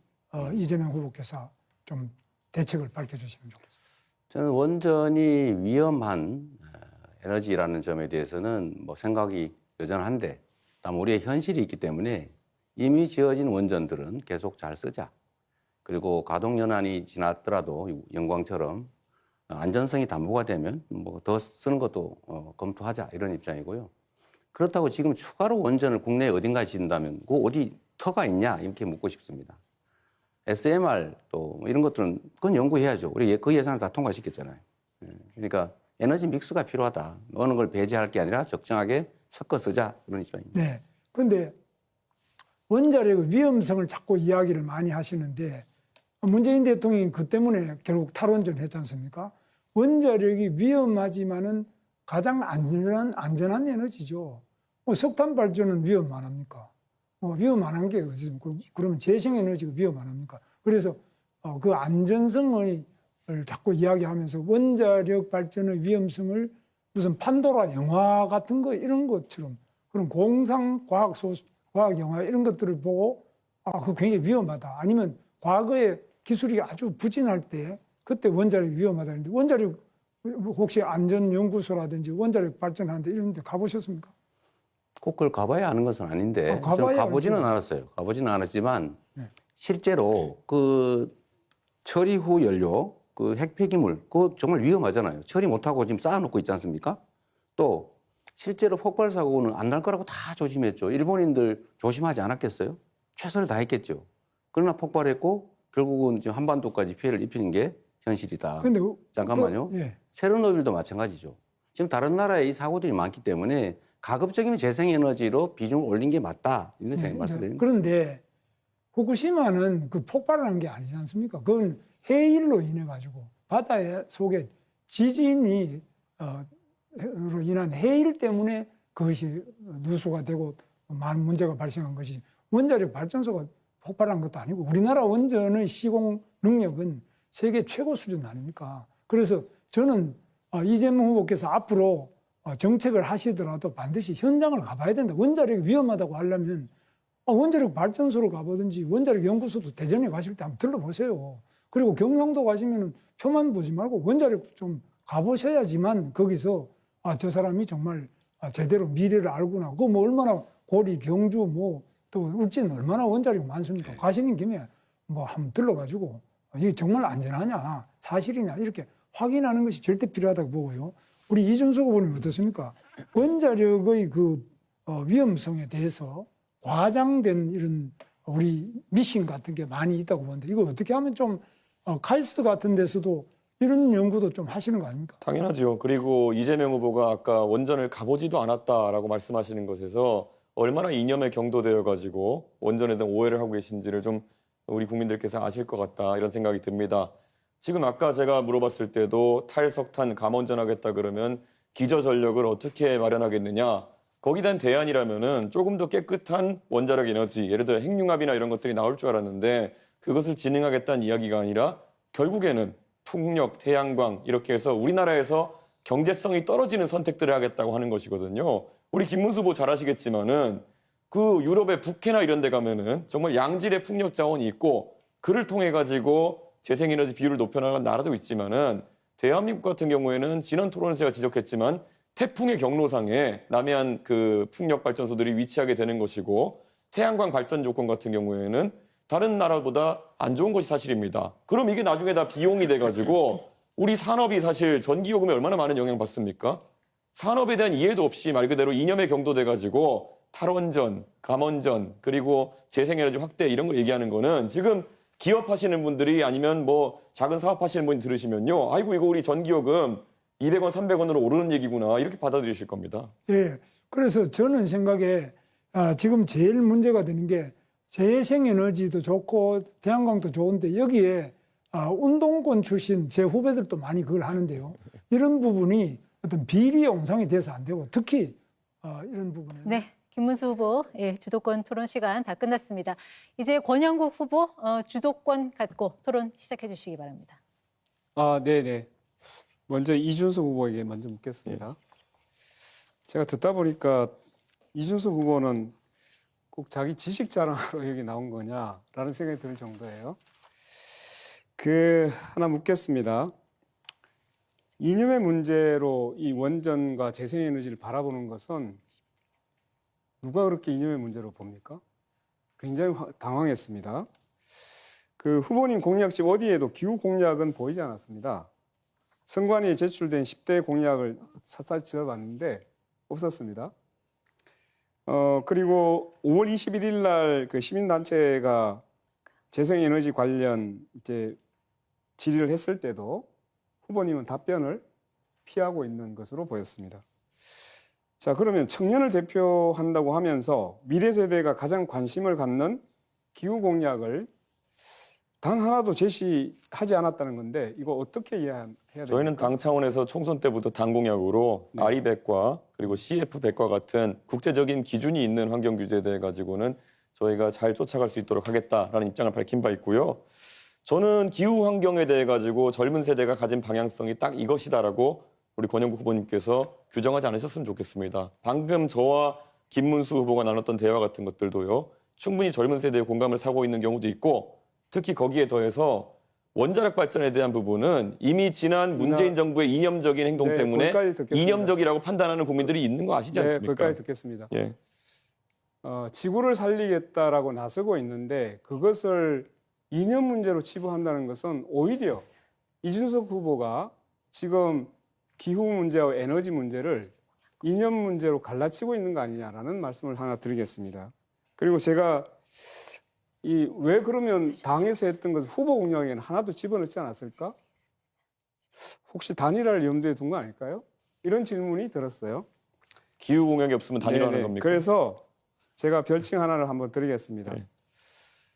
기후 없는 이준석 어때요? 굉장히 좋은 것 같은데. 자, 그러면 다음 이재명 후보에게 네. 묻겠습니다. 그 2024년 현재 발전 산업의 46%가 네. 민간 기업이 소유하고 있습니다. 이런 추세라면 네. 2040년에는 외국계 자본과 대기업이 발전 산업의 90%를 차지하게 될 겁니다. 자, 국부가 유출되고 대기업의 배만 불려주게 되는데 민영화로 당연히 전기료는 올라가겠죠. 이렇게 되면. 그 피해는 국민들에게 전가될 겁니다. 재생에너지 해상 풍력 사업이 특히 그렇습니다. 이 민영화가 아니라 공공이 50% 이상 주도해야 한다고 저는 생각하고 있습니다. 후보님, 제 의견에 동의하십니까? 그 비율이 얼마인지는 뭐 논의해 봐야 되겠지만 저는 최소 30% 정도를 해당 지역 주민들에게 사업권을 주는 게 맞다. 지금 신안 같은 경우는 그걸 통해서 햇빛 연금이라고 주민들한테 배당을 해주고 있지 않습니까? 저는 그건 대폭 확대해야 된다고 생각해요. 자, 그러면 우리가 이제 이 공공이 주도하느냐 네. 아니면 민간 대조합원이 주도하느냐에 따라 가지고 결국 나중에 보면 전기료를 결정하는 게 민간이냐 그렇습니다. 대자본이냐 여기에 따라서 매우 위험한 상태가 될 거라고 보거든요. 그렇습니다. 이것을 주도하기 위해서는 공공주도 에너지로 갈 수 있도록 그렇게 한번 검토를 부탁드리겠습니다. 네, 뭐 저도 전적으로 다음으로 공감합니다. 하겠습니다. 자, 기후 난개발로 인해서 대한민국이 심각한 몸살을 앓고 있습니다. 부산 가덕도 제주 2공항, 새만금 흑산도 신공항 이런 데 많이 있습니다. 네. 자, 얼마 전에 제주항공 참사 원인은 조류 충돌이었다. 그리고 가덕도는 무안보다 조류 충돌 위험이 246배, 새만금 공항은 610배나 높은 지역입니다. 게다가 가덕도 공항은 이미 그 현대건설 컨소시엄이 건설 공사기간 연장을 요청했다가 취소됐습니다. 네. 자, 그러면 이 사업은 전면 재검토해야 되는 거 아닙니까? 여러 가지 논란들이 있지만 이게 이제 오로지 경제적 요인만으로는 판단할 수가 없고 이 정치적 요인들도 분명히 있거든요. 근데 이게 만약에 가덕도 신공항을 취소하는 상황이 발생하면 이 국토 균형 발전이라고 하는 그 전략적 목표 또 지역 소외 또는 정치적 분란 이런 것들 때문에 더 큰 손실이 발생할 것 같아요. 어쩔 수 없이 그냥 진행을 보완해 가면서 해야 되지 않을까 싶습니다. 예, 이재명 후보님한테 그런 말씀을 들어서 대단히 유감입니다. 어떻게 공항을 짓는데 네. 그걸 정치적으로 고려해서 밀고 나가야 된다고 생각합니까? 이건 정말 재검토해야 된다고 생각하게 되게 만드네요, 결국은. 네. 자, 그러면 김문수 후보께 마지막으로 물어보겠습니다. 기후대책은 곧 에너지 정책입니다. 그렇죠?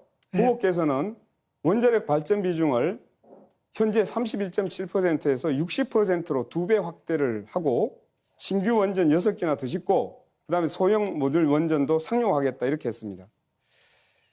그런데 고준위 방사성 폐기물 처리장도 여전히 짓지 못해서 원전 안에 폐기물이 포화가 된 상태입니다. 원전 비중 2배 올리면 폐기물 2배는 나올 텐데 신규 핵 발전소와 폐기물 처리장은 어느 지역에 건설하시겠습니까? 답변하세요. 그 부분은 이제 여러 가지 공모를 통하고 또 앞으로 원전 폐기의 기술을 높이면서 지역 보상도 높여서 잘 결정할 수 있습니다.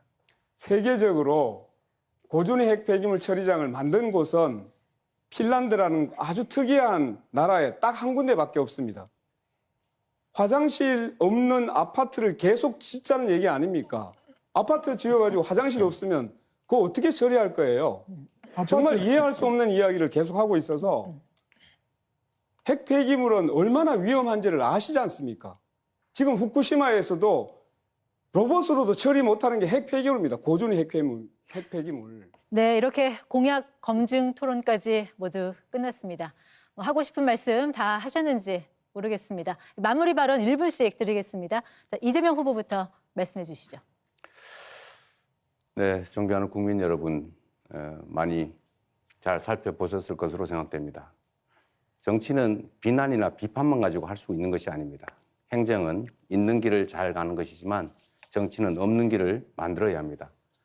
우리 국민들이 겪고 있는 이 현실의 어려움, 그리고 이 나라가 겪고 있는 이 위기를 지금 슬기롭게 잘 극복해야 합니다.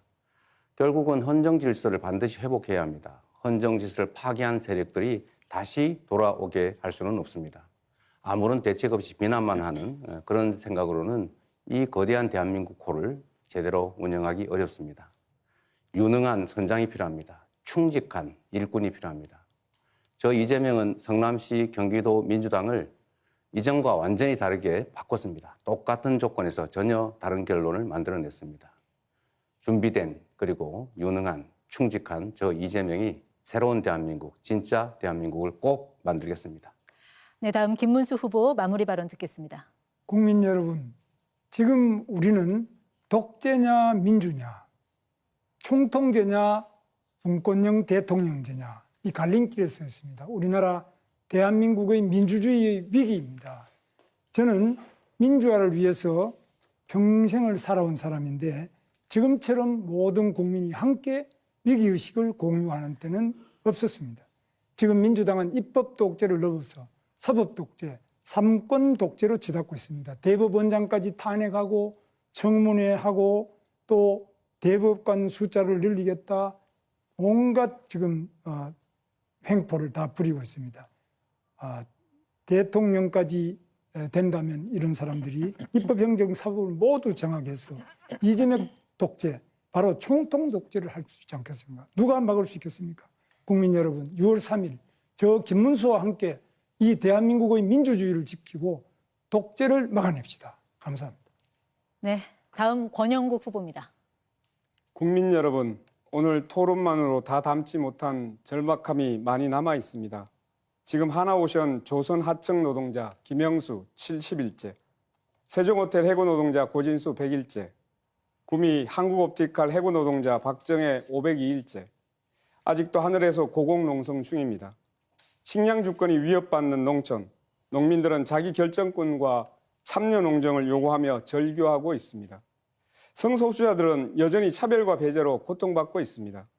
민주유공자법 육아협 부모님들, 차별과 싸우는 장애인 활동가들, 비동의 강간죄를 요구하는 성폭력 피해 생존자들, 직장 내 괴롭힘 피해자 고오요한나 유가족들, 시간이 없어서 다 말하지 못해 너무나 가슴이 아픕니다.